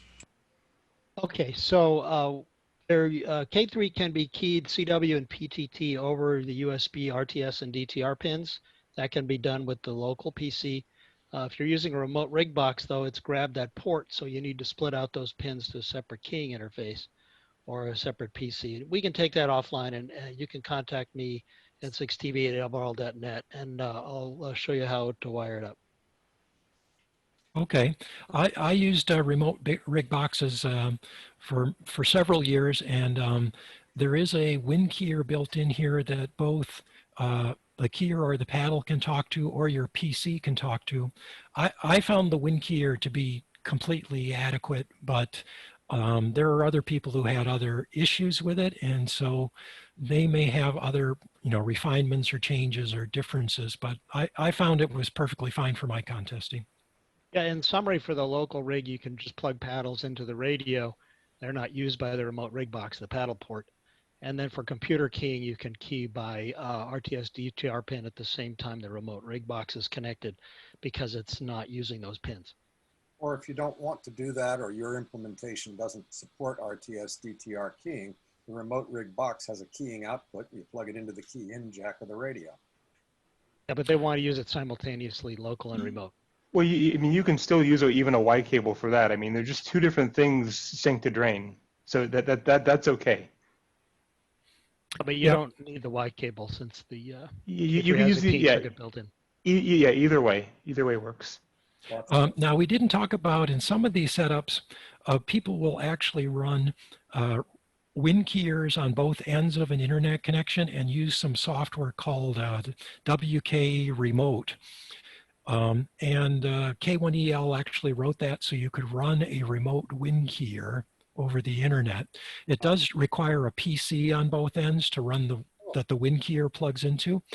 But in that case, you actually have kind of a completely separate, isolated WIN keyer connection above and beyond what other keying your logging program might be doing. But that's a complexity that most people don't need. If you run into that, you're going to be able to solve it on your own and figure it out. But most people won't be needing that.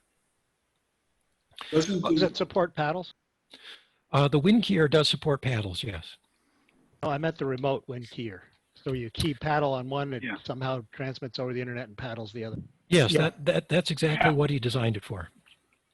Right, the only disadvantage of it is your local WIN keyer that your paddle is connected to, it does not actually send the message until the character is complete. So for instance, if you're sending a 0, say a call sign with a 0 in it, you spend all the time sending dashes, that 0 will not actually be transmitted on the radio until the 0 is finished. So for rip roaring contest purposes, it can sound a little bit stuttery.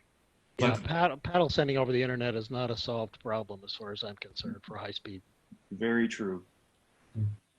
Yeah, one thing we probably ought to mention is you can actually set these remote rig boxes up to have two-way audio simultaneously, so you can do full break-in and other things, but the timing problems usually mean it doesn't work very well that way. Hey, Mark, this is Dean. Hi, Dean. Hey, just to follow up from Chip's question, we're both running K3s. We have a remote rig interface between my home and his shack, and we're running not in any desk, but we're running TeamViewer on his shack computer, running N1MM Plus on his shack computer. And so we intend to run CQP that way, with Chip and I sharing the station throughout CQP. I operate for an hour or two and then hand it over to him, where I'm mostly going to be operating CW, and I'll just do Control K, in N1MM Plus for fills or whatnot.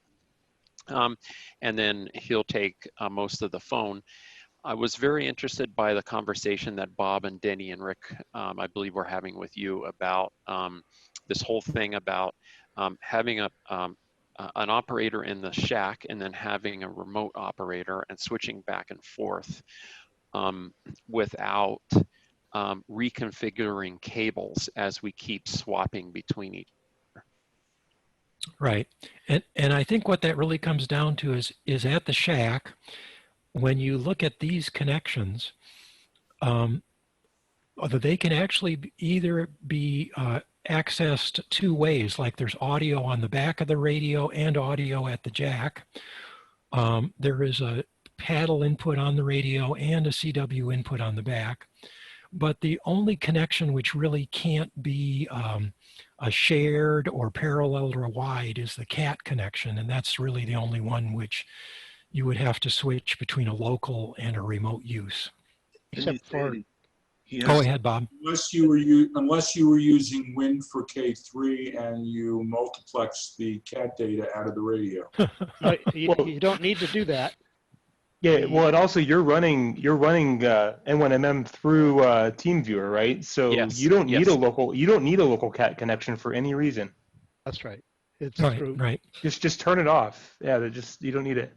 But if you are using a remote rig box, then it has two COM ports on it, and there's this mode 6 or mode 7 for the COM 1 port, Yeah. which is for the local PC that actually mixes and multiplexes for you and hardware the local control computer and the remote control computer's commands to the radio, and all the commands from radio are fed to both. Can't they? And that's exactly what Okay, we did. okay. You can see how complicated this gets real quick. Dean, you can contact us offline Okay. in NCCC, and me and Bob will explain to you how Okay, we did it. okay, okay. Yeah, Thanks, Danny. yeah. Chris, did you have a question? Just a quick comment. First, Mark, great job. A wonderful presentation. Thank you so much. I just wanted to add another qualifier, something that I've discovered over the years working with contesters, specifically contesters and remoting.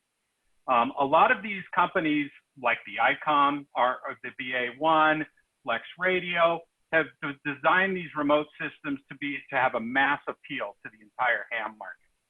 But we're a very fickle group.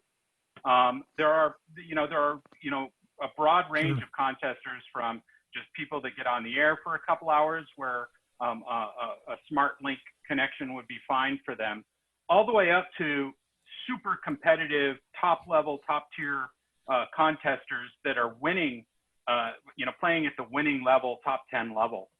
And a lot of these really convenient features, and I'm mostly kind of talking about Flex Radio and their smart link system. It's really easy. It's probably the easiest remote radio setup that's available out there, but it also has some drawbacks. It has, they've worked on optimizing it to make it take up less bandwidth. And by doing that, it increases the latency of the amount of time it takes to get audio and feedback back from the radio.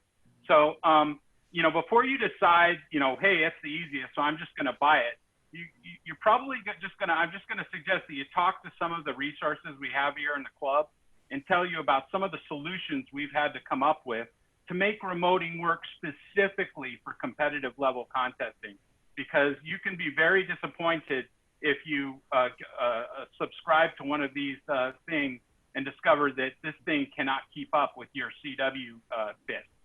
Yeah. So I just wanted to mention that. Yeah, contesters are very heavy users of the capability here. The average rag chewer or a net operation would not stress any of these solutions, but contesters can. Hey, Mark. Yes. W1RH here. Absolutely taking what Chris just said in mind.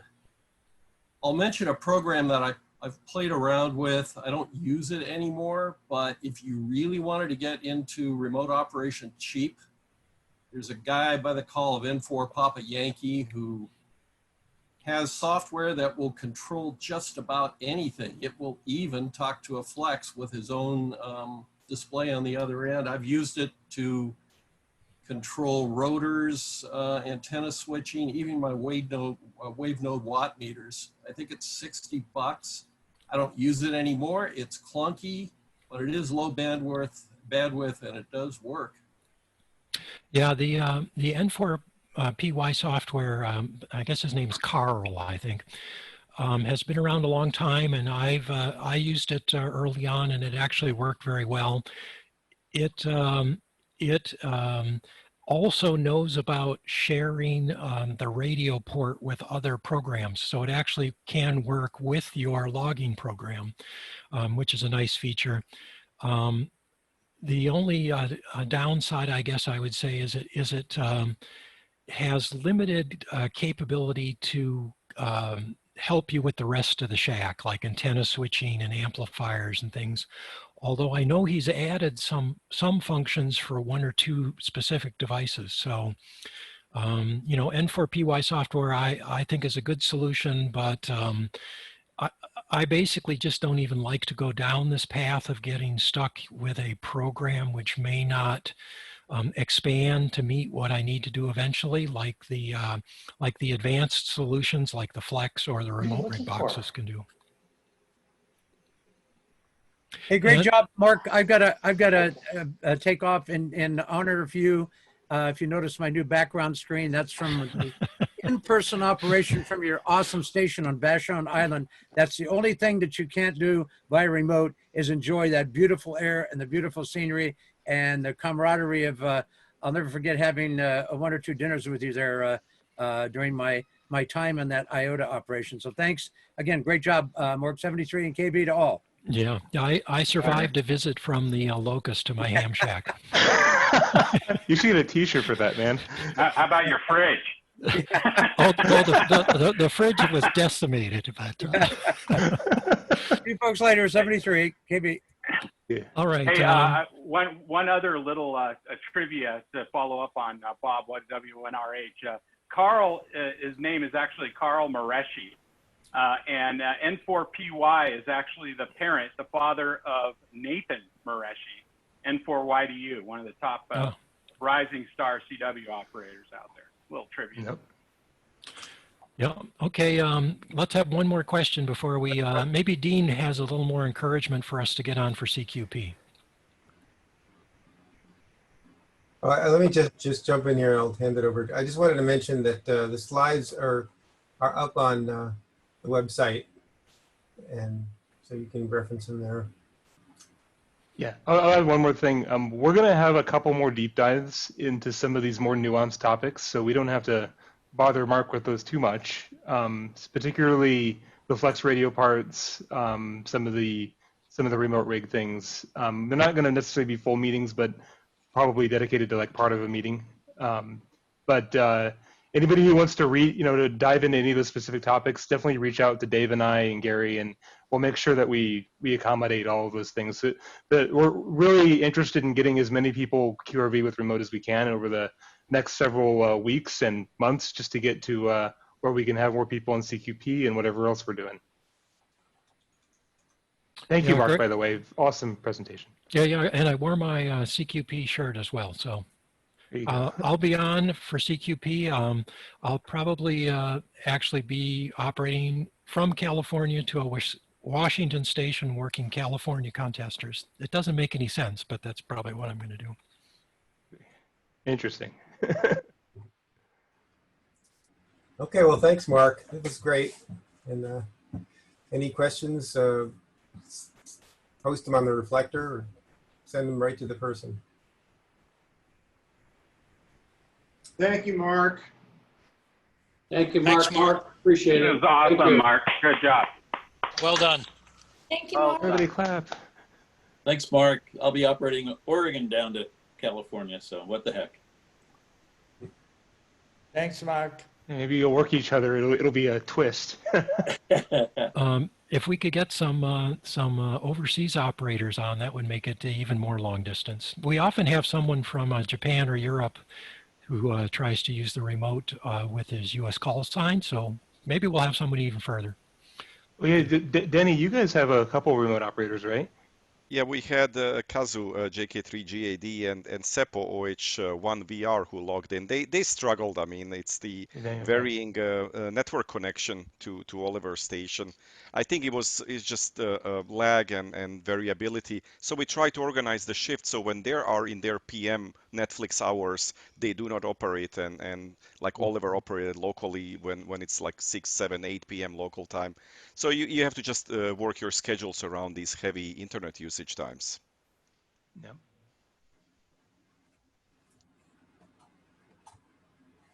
Denny, what do you remember what the amount of delay was from Europe to California? Was it what, maybe 200 or 250 milliseconds, something like that? London to California was between 100 150.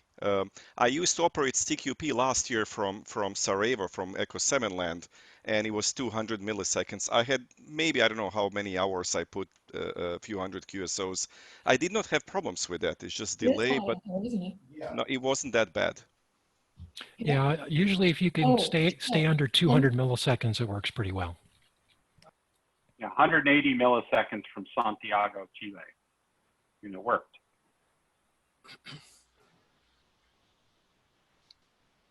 Okay, any other discussion? Did we get some new people who showed up who have some comments or questions?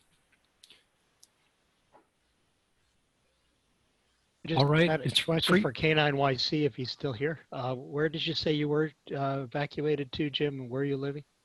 Yeah, hi. I was just typing you a reply, actually. We're in an RV that belongs to a WA6 NMF, a good friend, who owns a gourmet microphone company, which is how we met each other in the first place. We're parked in his driveway in Santa Cruz. And so lots of hospitality. We are very old friends, and so it's been good opportunity to hang out and socialize and so forth. Gourmet microphones. That's a new one. Thank you. Yeah. Mark, this is Dennis, WU6X. Got a quick question. Yeah, I just sent you a private link too. Can you hear me okay? Yeah, I hear you fine, Dennis. Okay, yeah, so if I'm operating my friend's remote station in Richmond, Virginia using remote rig, which I do often, do I sign portable 4? Is that what I need to do legally? Or? In the US, you do not need to sign as a portable. You can use your call sign anywhere in the US without a portable designator. Now, some people want to use a portable designator because it makes it clear where they are. So for instance, in a California QSO party, people would expect WU6X to be in California, and they will be disappointed when they find out you're 4. So in that case, I would try to borrow a W4 call sign from someone, or I would operate as a WU6X portable 4 just because people are going to be looking for a 6 to be in California. Dean, could you comment on that? No, I really don't have much insight about that other than what you just mentioned. I know there are certainly opinions on both sides. The other thing you could do, Dennis, if you didn't have a call to borrow and you really wanted to use a call that was not your W6X call, you could always pursue a 1x1 in 4 land if you wanted to. You know, that really, there's no CQP rule, let's put it that way, and there shouldn't be, of course. There's a lot of discussion about that. Aside from CQP, what you should or should not be doing. So assigning W6X in Virginia is fine. If you want to assign another call, that's fine too. Okay. Hey, thanks for the input. Yeah, usually if I'm signing portable 4, it's a contest, but typically I don't sign portable 4 if I'm just making QSOs from the East Coast, which is a lot of fun with a 6 call, of course. But CQP, I always operate portable out here on the West Coast, so no issues. I work a lot of state QSO parties, and what Dean says is pretty much it. I mean, as you know, I've never signed portable 6, except maybe on 6 meters to keep somebody from turning their beam the wrong way. Yeah. That's a good point too. Thanks. I have a question, KU6F. Yeah, go ahead, Suraj. So we've been talking about working remote, but if I'm working remote for CalCUSO party and I want to be considered California and a specific county, does the remote station that I'm working through need to be in that specific county? Yep, absolutely. The Okay. the location is where the transmitter is. That's what I thought.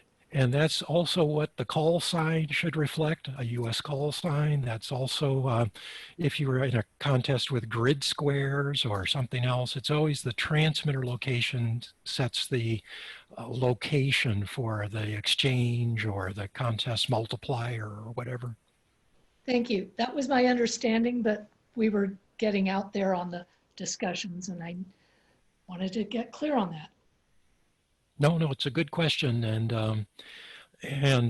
oftentimes you'll hear people who might be using a remote, and they'll say something like, "Yeah, this is Mark K6UFO operating from Washington," or they kind of say where they are, even though for the purposes of QSL cards or contest multipliers or DXCC credit, it's always where is the transmitter.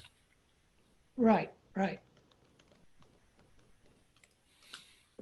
thanks a lot for all this, Mark. This was great. Sure, Dean, you might give us the benefit of your remote experiences. Didn't you operate CQP last year remotely? Yeah, I did. I operated N6CC station in Stanislaus County through remote ham radio. And I operated 100 watts and it worked well. I did, however, have some keying problems, and we can get into a whole thing about that, but I did have some keying problems because I had the K3 Zero Mini on my side and I had the wind keyer on my side, and that was going from my side out through the remote ham radio world, and that caused some problems. But I ended up resolving it and did just fine. So his station performed really well. Looking back at it, it would be really nice if remote ham radio had an interface on their, what they call their universal interface or whatnot, that supported sending serial numbers. It's great for DXing, for sending your call, for sending 5.9 and location and all that, things that don't change every QSO, but it just didn't work, at least last year, trying to send CW through their universal interface with serial numbers. I know that, however, I believe that they did for WPX this year, they did some kind of, they meaning W2RE and a whole bunch of other folks at some multi, where they worked together and keyed it through the universal interface. And so I just wonder if that's been improved since then in a year. I would say it's probably changed since then, because you can key through the universal console, and you can also use the logger that's built into the web page, and they've actually added serial number incrementing and decrementing to that now. But they are busy switching over to flex radios. So they actually now pretty much have all the capability that a remote flex radio station would have. And so the CW keying would be through the flex radio remote software, which would probably behave better than the keying used to be through their console system. Yeah. Any other comments or general ham radio discussion or contest discussions? Hey, Mark, have you played with any of like the MFJ RigPi or any of some of the sort of newcomers that are coming out? You know, actually, I do have a Raspberry Pi right here, and I did run RigPi briefly on it when they brought it out. I guess they actually brought it out last May at Dayton. Yeah. And it does have kind of all the basic functions to move audio back and forth and to do some CW keying and a push to talk button. But it was really very early on, and I'm not, you know, I think it had a few problems. I would not have tried to use it for contesting. I would say that the RigPi systems are more for people who like to tinker around with electronics. They're not really someone whose focus is on contesting. Fair enough. Yeah.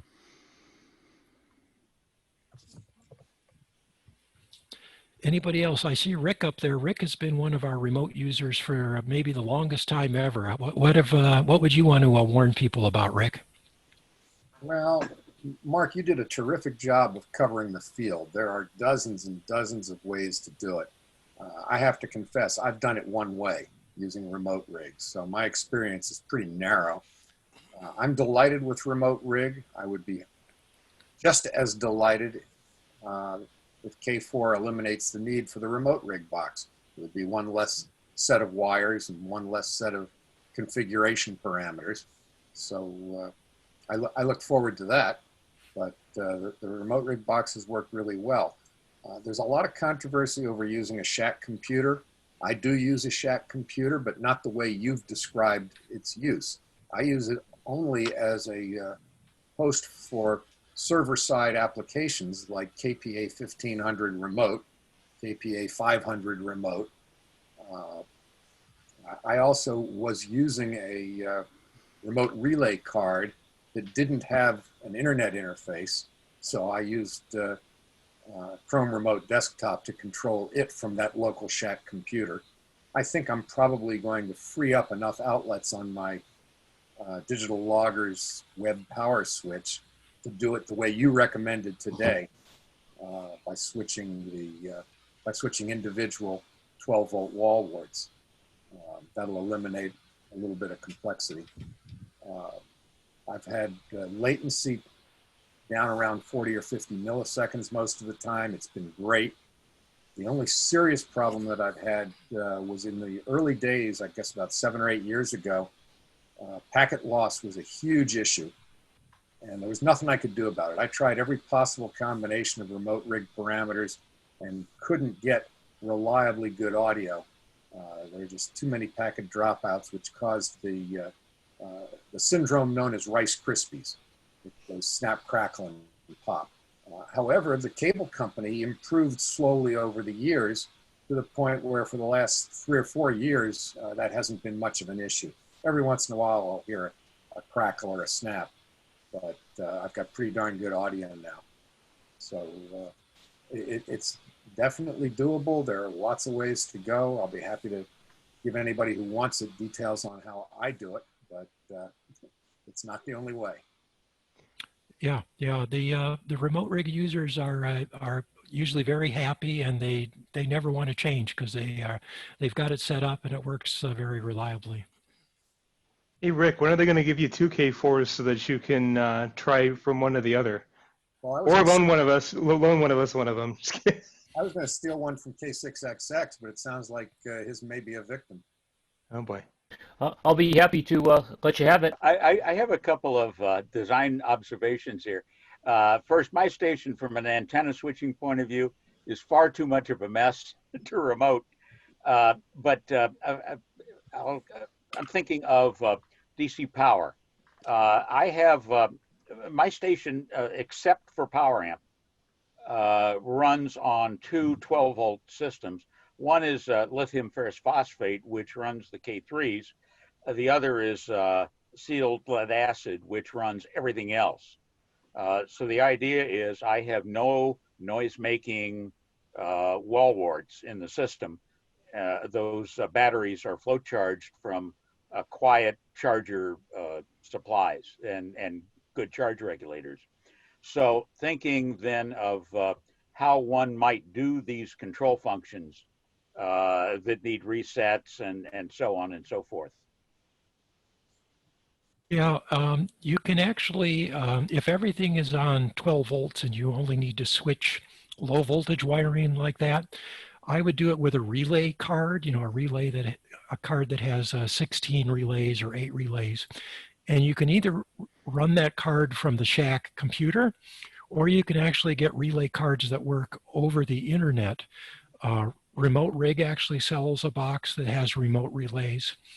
And companies like, I'm trying to think of the name. If you look for a web relay, you'll find all these companies that sell you a relay box that provides a web page interface to turn on and off all the relay functions, set them to be either normally open, normally closed, things like that. So if everything is a low voltage operation, you could actually just do it with switching relays instead of switching AC power outlets.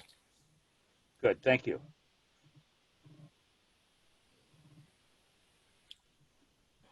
Thanks, Rick. Yeah, Rick was teasing everybody with a K4 in front of, just dangling it there. Works great. This looked nice. One thing I've been trying to learn from the Elecraft people is whether the K4 remote capability will really only be about the radio and the amplifier, or whether they'll actually have some capability to also switch antennas and other things. I think it's just too early, and their attention really isn't on that yet. They're really trying to get the radio done and out, and they have the basic hooks they need to do those things, but they're not really focused on it yet. Yeah, the hardware is there. I mean, they've got 3 Type A serial ports on there that you could potentially put all extra serial ports on and use the radio to drive rotators and antenna switches, and there's all kinds of capability possible. It's just, you know, going to be a matter of time. Yeah. Sounds good. Yeah. And if you really want to get into a complex station setup, I mean, like, look at Green Heron, look at K1XM has a box he calls the mother of all switches, the MOAS. It's a kit. We can go into a lot of details about that kind of stuff, just like remotely dealing with stack matches and rotors and all of that stuff. It's actually a pretty fun topic, even if you're not going to remote, even if you just want to control your shack from your PC, you know, all that stuff. Bill, I have a question about that. I've known about that box for a long time, but I've never known very much about it. My station is a lot of very customized and ad hoc antenna switching. I've gotten a lot of it onto relays. How difficult is it to write code or program MOAS for very non-standard sorts of switching? So MOAS is literally, you tell it what every state is and what relays get turned on or off. It does not have any prescribed idea about what relay 123 is to you. So it's kind of the sky's the limit there. So it doesn't easy depends on what. I mean, you're a clever guy. You can probably figure it out. And Paul's also very helpful, and I'm actually porting this software to Linux, so I'm pretty familiar with it as well.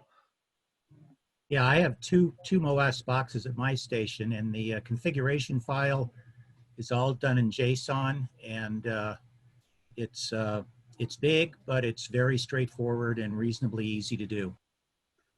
Yeah. Okay, so I'm not a programmer. So it's not even programming. It's literally just saying. I mean, it's markup. It's kind of like I almost call it almost like HTML, like you do on your website, but it's a little more complex than that. Okay. I can show you what a configuration file looks like, and you can see if it makes any sense to you at all. Yeah. Okay. Good. Thank you.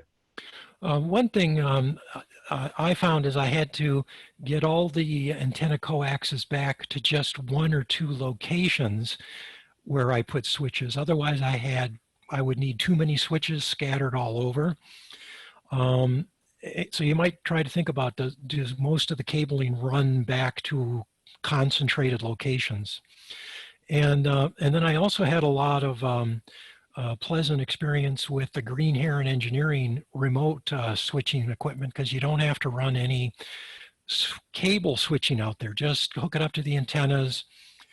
You send 12 volts to it down one of the coaxes, and then it operates completely remotely. And again, all the configuration setup is really like checking boxes on a page and thing. It's not like programming in that sense.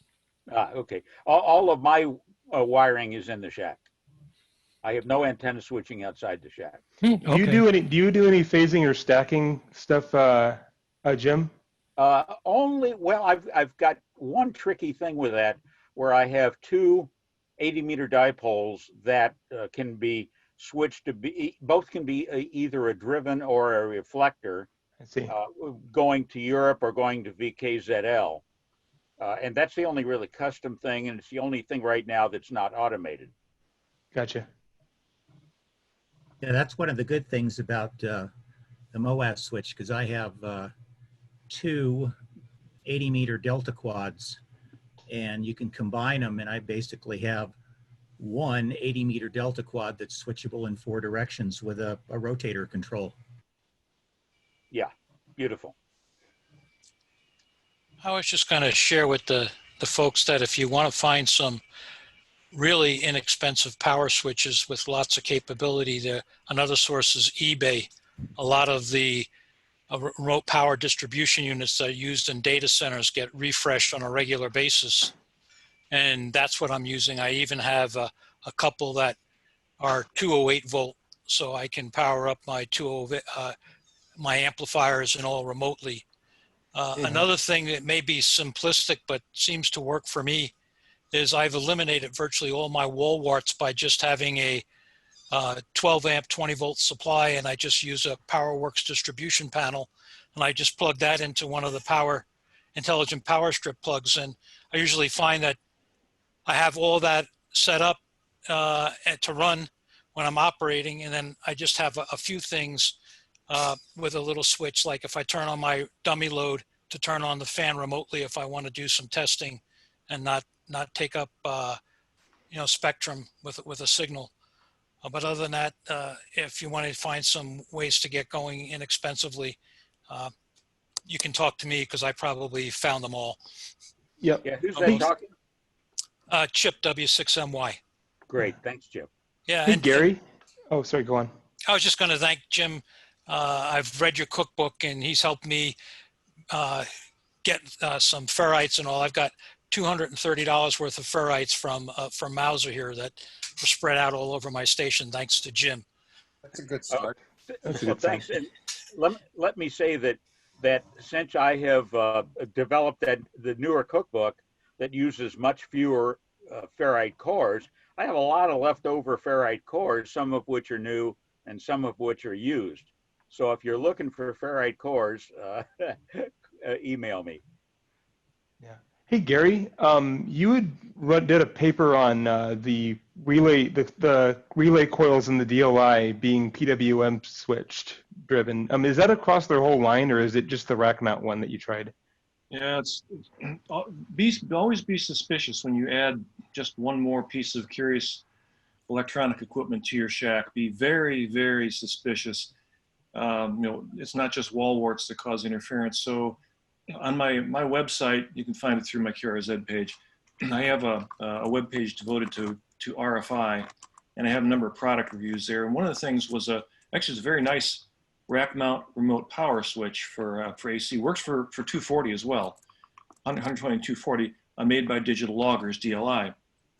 And it turned out they produced a version of it that had, of all things, had pulse width modulation just to control the relays, and it generated horrendous RFI from that particular model. And I had to talk to them about that, and luckily the owner of DLI is a ham, and they have a version of it that's available with firmware that disables the PWM. But if you order from Amazon or something, you don't know what you're going to get. You have to go direct to the factory. So so that one, it's a very nice unit. Once they square that away, it doesn't cause a particular RFI. The one that Mark showed, which is sort of a also from DLI. It's kind of a little flat tabletop unit with about 8 outlets. I did have an RFI problem from that. It's the power supply in the thing, which is, not surprising. However, it can be cured with chokes, but you end up having to choke every single line cord that goes in and out of that thing. Yeah. So, trust but verify. If you get this equipment, you do need to plug it in and take a listen and find out, is this causing any kind of RFI to your particular station? If your antennas are 300 feet away, it may not be an issue, but never trust a new mysterious box that you just plug in. Yeah, let me reemphasize what Gary says, but that's absolutely it. Be suspicious of every single thing in your house, not only in your shack.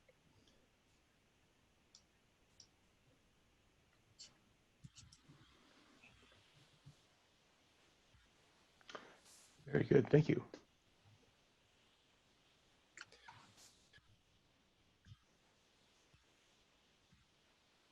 I have an observation. What's that? Change topics a little bit. I've been keeping track of who was on this call today, and I counted 10 ex-presidents, ex or current presidents. I thought that was really cool. Case WD6T, N6 Whiskey Mike, N6XI, ND2T, W1RH, K6XX, N6TV, A Alpha Japan 6 Victor, myself, and also N6 Bravo Victor. And that's cool, but especially seeing N6 Bravo Victor here. Dean, hello, and I'm just unmute your mic and just give us 2 seconds on cycle 25. He's unmuted. Gotta unmute your mic.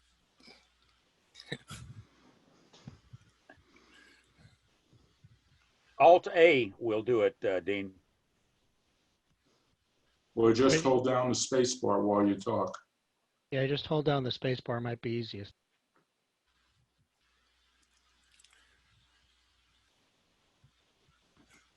Yep, you're unmuted. How you doing, kid?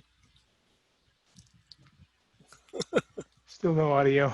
He's unmuted on Zoom, but still has no audio. Yeah. Hey, Dean, good to see you. Good to see you, Dean. It was a thrill. Really glad to see you, Dean. Your work has done so much for all of us.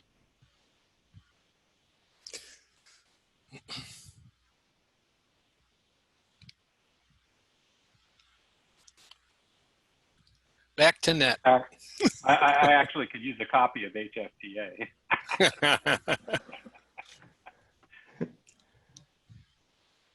Thanks, Mark. I just wanted to jump in before everybody jumped off. It was just it was nice to see everybody today. Yeah, nice to see Dean N6BV. I'll reiterate what Jim said about checking equipment. It seems like every 3 months or so I have to turn on the radio, put it on each of the bands, and look at the noise floor on each band. And sure enough, usually on 160 or 80 meters, I'll say, wow, that's a lot noisier than I remember. And then I have to go and get my little portable shortwave radio and go around the house and switch the breakers off and find out which room it is. And there's always some mysterious charger or wall wart that has appeared for some good reason, and it's making noise and has to go. Yeah, and it's not only chargers and wall warts. These noise generators are built into equipment as power supplies. Think of virtually every piece of equipment manufactured in the last 10, 15 years has got a switching power supply in it. Yeah, especially if they have like a little digital front panel or LED readouts or things like that. They all have some little supply built into the appliance or whatever, right? Yeah, yeah, there's a tutorial on my website, which I did maybe, 4 or 5 years ago. Build your contest scores by killing noise. And it's aimed at helping you learn to look for that stuff, to identify it. It talks about the difference between power line noise, which is basically impulse noise, which you have to chase at the higher frequencies, or electronic noise, which you have to hear chase on the frequencies where you hear it. And the causes and the cures are totally different. The ways you look for them are totally different. And oh yeah, what Mark said about taking your portable radio, the portable radio I use most often is a VHF talkie, a Kenwood THF6A, which has got a wide coverage receive in it. The receiver is a block of wood, but if you take that into a room where there's stuff, you will hear it. So I usually will tune that either to the frequency where I'm hearing noise, or I'll tune it to just above the broadcast band and move it around all the gear. And when you get around the gear or the cables, you'll start hearing the noise that those things are producing. Jim, do you just use the rubber ducky antenna that came with the THF6A, or do you have a better HF antenna for it? The way that particular radio works is it's a loop stick below 10 megahertz. There's a software switch in the radio that you can override. So above 10 megahertz, it's the whip or the coax connector. Below 10 megahertz, it's the loop. So if you just move that thing around, the noisy device, you're going to find it. The other thing is we learned years ago with, this applies most at higher frequencies. As you remember, it's the cables that radiate this stuff. And those cables are antennas, and we know that the voltage and current distribution varies along an antenna based on where you are on the antenna. Well, as you move, if you want to find the hot spots, you move along that line looking for the stuff. Put the ferrite where the biggest noise is? No, you put the ferrite as close as possible to the source, and then to find out if the ferrite worked for you, then you move along the cable. And remember, whatever choke you're doing with the ferrite has to be tuned to where you're hearing the noise. So, for example, if you've got a 40-meter noise, you would tune that choke by winding turns to get to 40 meters. And there's some guidelines in that tutorial about how to do clamp-ons and how many turns are in the ballpark. I always thought it was the more turns, the better for ferrites. No. What happens is a ferrite choke works by forming a parallel resonant circuit at the frequency of interest. And these resonances are generally broad, so they cover a couple of harmonically related ham bands, especially on the HF bands. So a ferrite by itself, just one turn going through the ferrite, is going to be a VHF choke resonant in the order of 150 megahertz or so. To get it into the ham bands, you have to wind enough turns so that the parallel RLC makes it resonate down where the noise is and where we want to use it. That's the whole premise of my cookbook and what I learned back in about 2003 doing the research on this. You're saying on some frequencies like 10 meters, less turns would be better than more? Oh, yes, absolutely. Yeah, Bob, study that choke cookbook. There's a whole lot of text in there about it, and the original RFI for hams that I did has a lot more tutorial, conceptual about it. Yeah, you've got graphs that show like this many turns sort of blocks at this frequency. Yeah, the cookbook is really the result of 2 years of building and measuring chokes and optimizing them for each of the ham bands. Okay, thanks.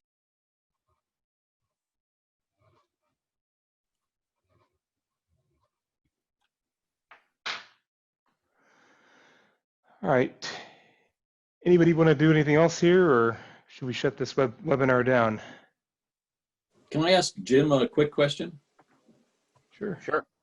Hey, Jim, this is Bill, WB6JJJ up here. Just a quick question since you're evac'd out. My brother lives in Boulder Creek and evac to Santa Cruz also. Do you know anything about Boulder Creek? I only got one text message from them a couple days ago, and that's it. A lot of the action of the fire in the last day or two has been in San Lorenzo Valley, but there has not been a lot of damage. I know there have been fires, one or two fires in town. There was a spot fire in Felton that they got rid of very quickly. I don't think there's been massive damage in those areas. Okay, thank you very much. But it's really a moving target, Bill. Okay. And this fire is kind of moving. For example, now some of it is moving down in the direction of W6GJB, who is below my QTH about 5 miles. He's kind of overlooking Wilder Ranch State Park, which is about 3 or 4 miles from the coast. Okay. Thanks for the info. Yeah, so there's a lot of stuff. I mean, it moved in all different directions.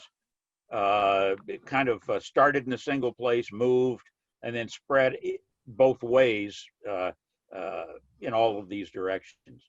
There's stuff moving toward Santa Cruz. There's stuff moving from San Lorenzo Valley back up onto the ridge above it. So yeah. I'll just try and keep on texting and emailing him until he responds. Yeah. Thanks. There are some maps chasing around online that show some of this stuff. I don't have links to them, but I've got a couple. Yeah, good. Okay. Thanks, Jim. Yeah. Say, Jim. Yeah. Are there any reports of damage, like your station and Bob's? Is any feedback from fire department about losses? Not yet. At this point, the guy I'm staying with, WA6NMF, not an active ham, but very seriously involved in the local radio situation, firefighting, IMCOM, and so forth. He's monitoring three or four radios plus some websites to separate fact from fiction about this stuff. And one thing he emphasized to me is that CAL FIRE is not concentrated on keeping track of damage. They're concentrating on killing fire. Right. So at this point, they are extremely understaffed with all of the monstrous number of fires that are all over California. They're working way behind. So as he put it to me, when the guy stands up at the podium and says we lost 50 structures, that number came out of somebody's ass.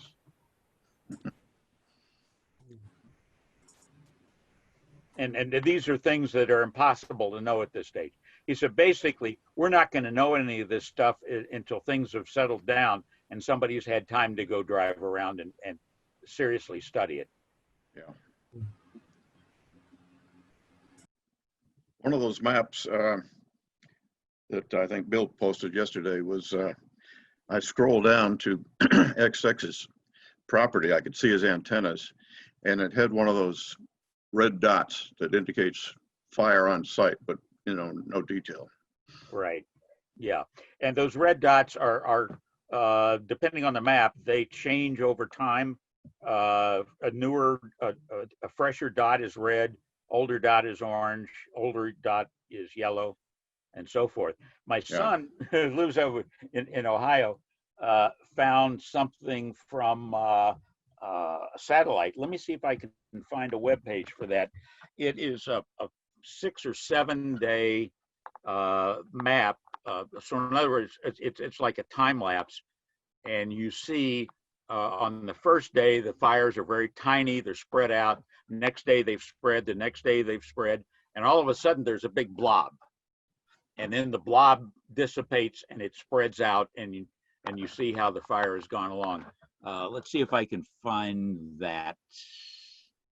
And XX was checked in here earlier, and he said, 2 days ago, I found a heat map made by IR from aircraft, and right over Bob's QTH was listed as intense heat. So he has no verbal confirmation. Nobody set eyes on his house, but he was assuming that it's gone.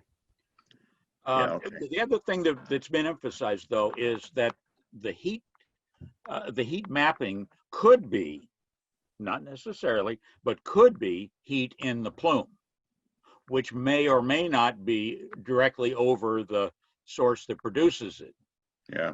Okay, here's the website that my son found. It is called thebolditalic.com.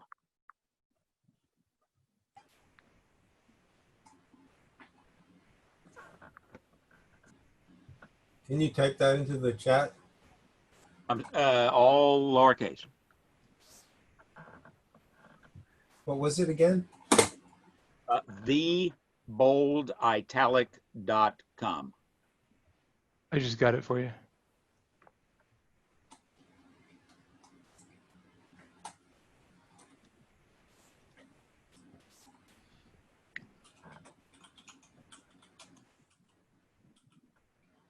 So where we are, houses across the road from us, some were lost. On our side of the road were not, which kind of suggests that something didn't jump the road at a particular time. The other observation I've got is that two or three houses directly above us made very significant efforts over years to clear their land of ground, all the brush and ground stuff, ground clutter. And for the last year, one of the guys who's worked for us for a long time, just helping us take care of stuff, for about a year, he's been out clearing brush. And he's been doing it like, 4 or 5 hours a week, but all that adds up. So our ground is a lot cleaner. And so that may or may not be a factor as well. The guy below us is like that on the same side of the road. And other homes on the same side of the road further down the hill are like that. Now, that can be just a matter of luck, or it can be more. So I've just posted a link to, a big long link to an FTP site you get to with HTTP. That was where I located the most high resolution, much higher than what these web pages are showing, maps and topo maps and satellite pictures, where I was able to actually zoom in and see your house and see Bob's house. And when I checked it, it was 2 days ago was the last time they've been able to fly. You'll see a UTF designation. That means unable to fly. So they haven't done it the last 2 nights, but maybe tonight they'll fly and we'll get a better picture. But if you look in the 820 directory there, you can actually download a KMZ file and open it with Google Earth and zoom in and navigate around. And when I checked your QTH, it looked like there was fire on 3 sides of you, but your house was in the clear. And but XX is not so good. Yeah, we're all very fearful for his station.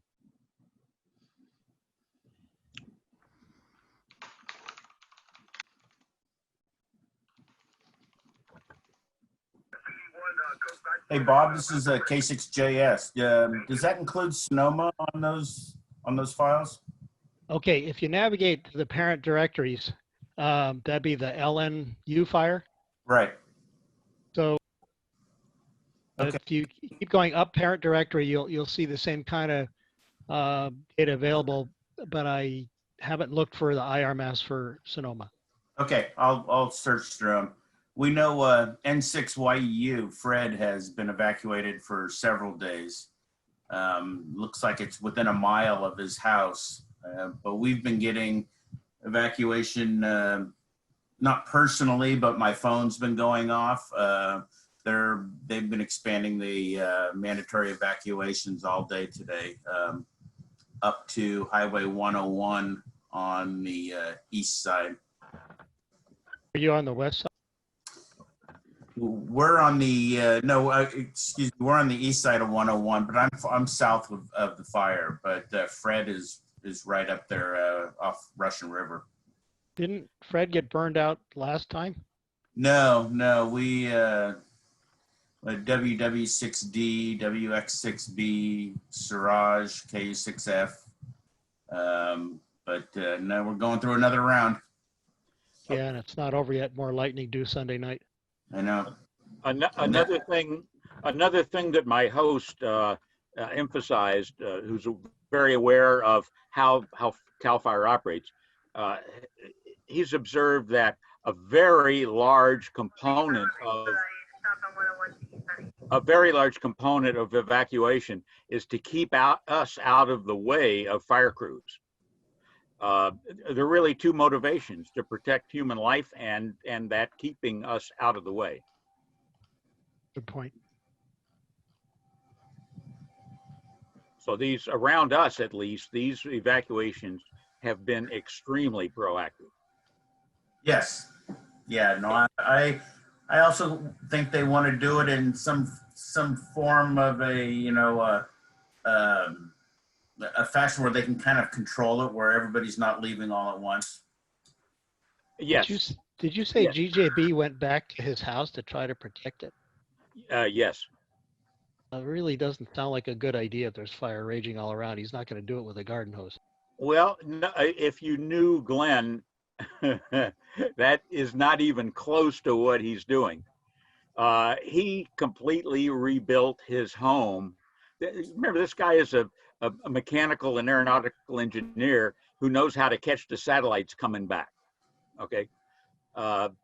He's a very, very bright guy. When he rebuilt his house, he hardened it in a very serious way against both fire and earthquake.